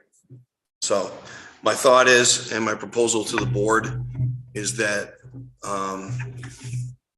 you allow me to move forward with this project and go after the money from Homeland Security for the 40,000 and match it by working on the construction upstairs. The problem with the construction is obviously it's not. The problem with it is I gotta have people come in. I need to have a little bit of flexibility because nobody will bid that. Nobody will come in. I've talked to many contractors about it because everybody's scared of what's underneath.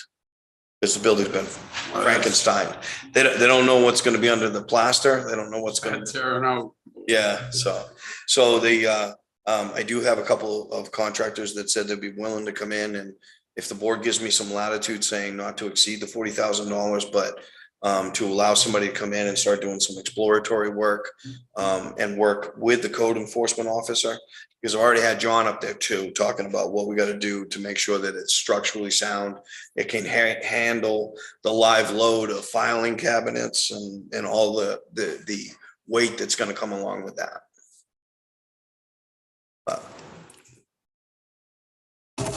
So I won't drag the proposal on any longer, but really, I've done as best I can to explore every angle, everything that was talked about the last time, and there just isn't anything else that makes any sense.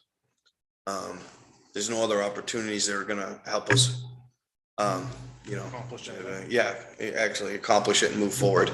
Putting $20,000 a year away for a sprinkler system that we've been doing for like 10 years it's not going to cut it. It's not going to get us ahead. Oh, we gotta start putting some money away for water infrastructure improvements to go with it. Well, we are working, definitely with that. And we are working on water improvements through some of the new hazardous mitigation money that's coming out. We had a long discussion about that and possibly tackling the reservoir project up on Bay Hill and which some big projects. But those are all timely too. That's going to take, we're going to try to take advantage of it, but that's going to take a long time to implement. In the meantime, we're still falling behind. So. The only question I had, if in this proposal, that curtain stays there, right? Yeah. Yeah. And that's not, I'm trying to. I've seen people fall off stages. Yes. And this table looks awful close to the edge. It's close to the edge, but it's going to be secured. It will be back from the lip. So the table you can't push the table off you won't be able to push it off the stage. But it also, if you notice, it comes in short of the flares on the side. So you have some room, so nobody's sitting right on the edge or, I was just looking at the picture. It looks like the table's right at the edge of it. I don't know. I didn't measure. yeah, when we measured it out, the table was inset on these lighting hooks. It's probably about, I would say, probably about 8 to 10 inches back is where the skirt of the table is. But I'm gonna have them throw some permanent Anchor. hardware, yeah, in the feet, so nobody could actually push on the table and have it topple over. That would be a night to remember. That'll eliminate the extension cords running all over the hallway and. All of that. If I remember correctly, on our first discussions, there was only really, as far as sitting up on the stage, there was only one objection, one. Yeah, I believe so, yeah. Yep.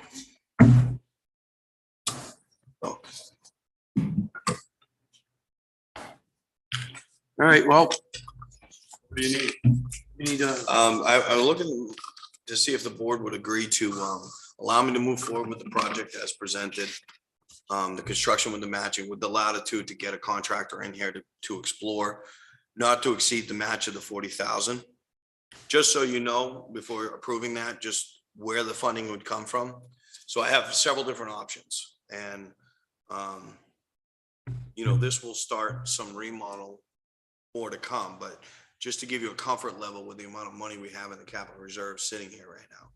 So the building capital reserve for town hall has 61,000. Clough Moral Fund, which is designed for improvements to the town hall. I've talked to the trustees about the purpose of it. It's any improvements to the town hall as the board sees fit. That one, we only can spend interest, and in interest alone, we have 193,000. That's 193,000. So that's not even touching the principal. That's just interest. The other thing that we have right now is there's still $44,417 that are left in the ARPA funding that we haven't used from the first round. And I just got word through email that the second round just got approved by governor and council on the 15th of June.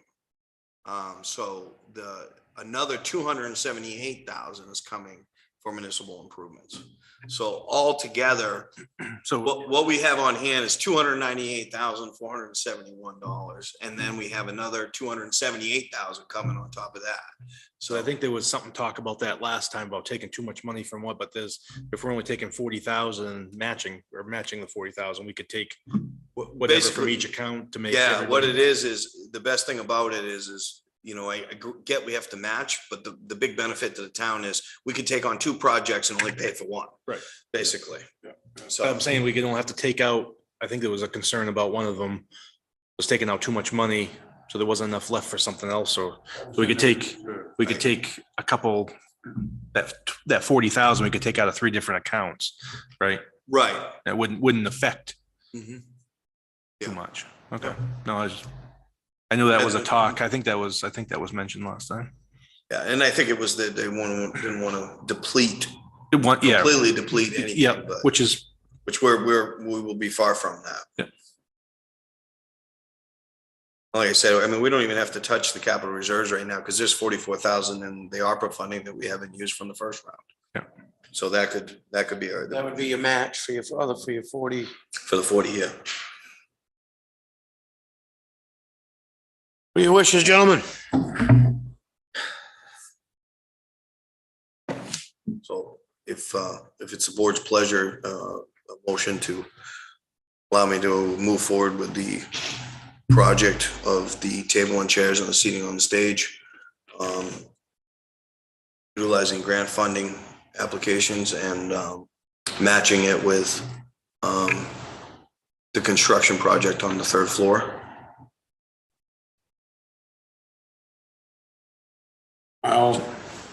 So moved. a second. Discussion. All those in favor? Aye. Aye. Thank you, gentlemen. I threw that out there because I know it was kind of complicated as to how to word the Yes. motion. The next thing, just as a quick update, one of the other selectmen had asked me to throw on the public restrooms. I don't know if the information got to all of you, but it's a reoccurring issue that we have every year with vandalism with the restrooms, public restrooms. So we had some more vandalism, and then we also had a police report. We had some damage that was caused because of drug use on the east side and drug paraphernalia that was stuffed down the drain. Obviously, we're incurring this, plus we don't want our property to be used for drug use, obviously. Nobody wants that. So the big thing is we go through it every year, is the recommendation is we shouldn't be keeping the restrooms open at night. It's really, the public restrooms are great for the tourist population or the locals that want to use the beach, that want to come in with their boats, that want to eat there. But keeping them open past 8 o'clock at night really just isn't the point. Like 4th of July. But even 4th of July, yes, with the event, special events. Yeah, special events would be closed after the event is over. Like on 4th of July, that's really the only thing. And nights, if they have concerts. Once the crowd. We'll do it, yes. So with that said, so the other issue is security cameras. We have security cameras on the west side restrooms. East side, they hadn't been installed yet. So Josh is working for a proposal on that. Most likely the mount is going to be something fine that I can approve anyways, so you probably won't see it back. But I want to make sure that the board's good with that. I mean, it's only, the other thing I wanted to get the board's approval on is, so I've already talked to the police chief, and police department is going to take on locking, securing the restrooms and opening them in the morning. That's barring any emergencies tied up with calls, things like that. But in the interim, because we keep going back to this and this becomes a regular thing, I had a discussion today with Kelly and the Public Works Director. They were having a meeting. I crashed in here earlier. And the discussion was getting automated time locks on those doors through controlled access. I think that makes a lot of sense. And I have asked them to pursue that, to get a quote and get what we would need to make that happen. So depending on what that entails or whatnot, if the board's in favor of it, we'll probably move forward with the project. If it's expensive, then obviously it will come back to the board for that. But if it's just a matter of getting the locking mechanisms and the devices, would the board be in agreement with using time locks where we set them so that they open and lock at the same time every day? You're not relying on somebody to physically unlock them or lock them. Yeah. How do you feel about that? I don't think it's a bad idea. We've used them before in other places that I've been public works director at, and they work fairly well. And you have a master key too, so if you need to get into them, you can. Street people. See that way they go in. 9, the door locks at 9. Nobody knows who's in there for the night. Yeah, does it lock? Does it lock automatically even if people? No, I think what happens with the new ones, I think it has a default. So if you're inside the You building, can get out. you can get out. Yeah, You just can't go back. You can get outside, you just can't get in. Street people love to spend their winters in there. Yeah. It's too warm, and the police can't get in now. Well, there's a master. Yeah. Well, we'll give the police master keys. No, it sounds like it. Okay. So I don't need a vote on that. I just wanted a consensus, make sure the board was, knew what was going on. So next one is Locking them up though. right now, we're going to, the police department's going to be locking them at 8 and unlocking them at 6. Yeah, but they're open now, 24. Right. Okay. But they're going to be starting tonight, they're going to be locked. Ryan, should we make that a little bit during the summer hours, just because it's light out and people are at the restaurants and whatnot? Make it like for 9 o'clock, right before dark time, you know what I mean? Because you look outside right now, it's 8:15. If it was a bright sunny What time? day, Oh, yeah, because what still time be- does the stand close down there? The ice cream Yeah, what shop? time does the ice cream stop and stuff's close? At 9 o'clock? Probably somewhere around there. Because you still got boats coming in to go. I think 9 o'clock is 6 to 9. Sure. Whatever the board's wishes are. So, Yeah. Yeah. At 9 o'clock? All right. Yeah, make it work. All right. Shall be. Next thing is, The next ones you got. I got a few. Got a few.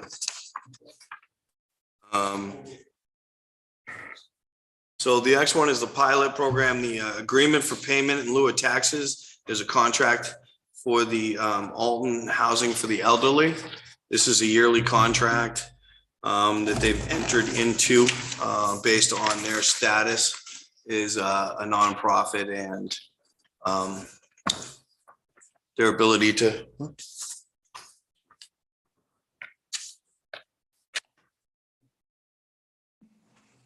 That's all right.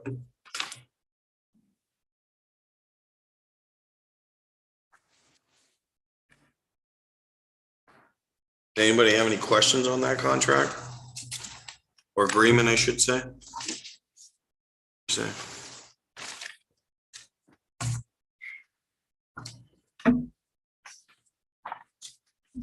We're gonna go. So if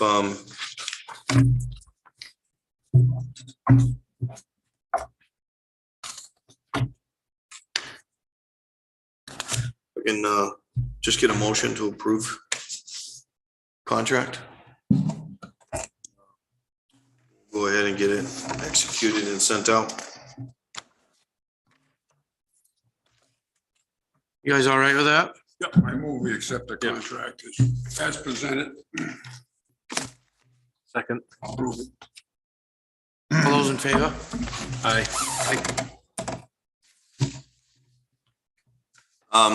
Next one is another contract. You see, you got a memo from the planner. This is the master plan consultant contract. Tara Bamford's. This is the same consultant they've been using. This was actually a warrant article that was approved for the funding. So we're just now executing the contract and carrying out the warrant article that passed.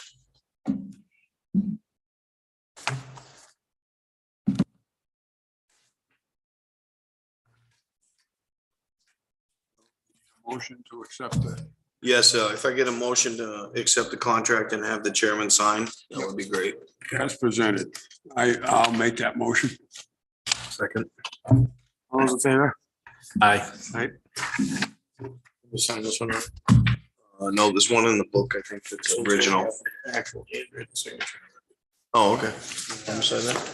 Oh, it's a photocopy. All right, last one I got for you. This is an easy one. Meeting dates. So our next scheduled meeting would have been July 4th. And I'm assuming the board doesn't wish to meet on July 4th. So my recommendation is, looking at the calendar, is that if everybody's available, holding the meeting on July 11th, which would be the second Monday, instead of on the 4th. Would be the 11th. Yes. And then what I would recommend, it's the board's wishes at this point, but we're pretty caught up on business right now. I think we can get the business that we need to take care of to keep moving forward done on the 11th. And I think we could reconvene on our normal times on August 1st, because August 1st is the first Monday in August. Oh, it's a little bit more of a stretch than every other week, but I just didn't think trying to squeeze a meeting in the middle of July when people going on vacation and everything else. It's fine. That sounds good. You good with that, Mr. Chairman? Fair enough. Yeah. Right, so, If something does come up, you're gonna call a meeting, you know. Call me yeah. if you need it. Know if we have one.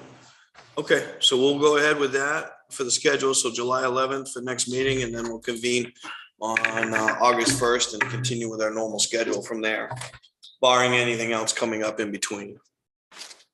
Mr. Chairman, that's all I have. Fantastic.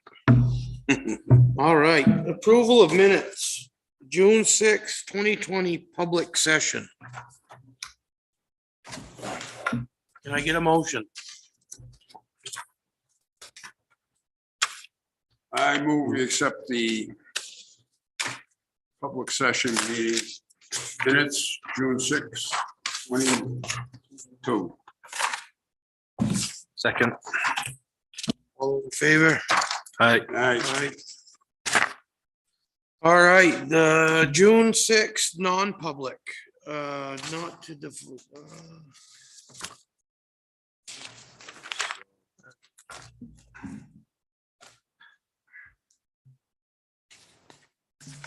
So, Mr. Chairman, just my recommendation and the motion is made to approve the non-public minutes. That everything remains sealed but number 7. What's that? That everything remains sealed but number 7 Oh, on the non-public. on non-public. I'll second that. Yep, Actually, he's got motion. yeah, yeah. Yeah, motion. Okay, so moved. I'll second. Any discussion on that? No? All right, all those in favor? Aye. Aye.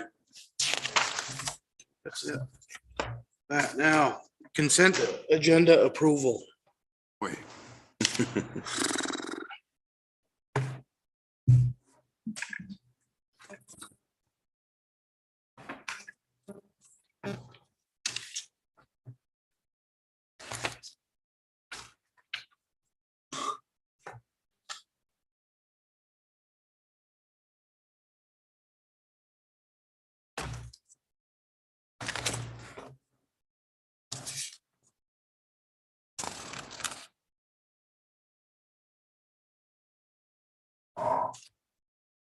Any problems there, Mr. Chairman? I don't see any.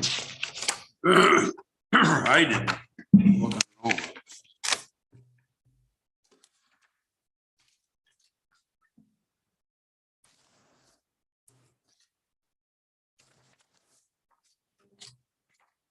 I'll make a motion, we approve the consent agenda as presented.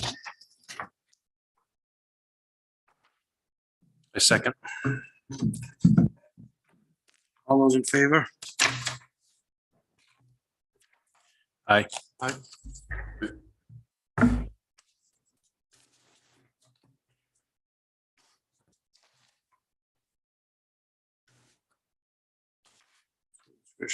Public input.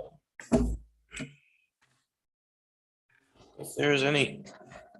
I don't see any. So we will move on to, I will make a motion to go into non-public session. Move. Oh, you gotta do the second on the The what? sub paragraphs. Did you just make a motion to go in non-public? Yes, I did, but I didn't go under any. Yeah, you gotta go in under. Did I take your paperwork, Wayne? Yeah, you took all my paperwork.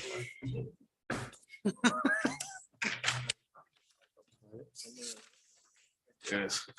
All right, so I'll make a motion to enter into non-public meeting per RSA 91A:32. Under A, B, C, D, and E, and I.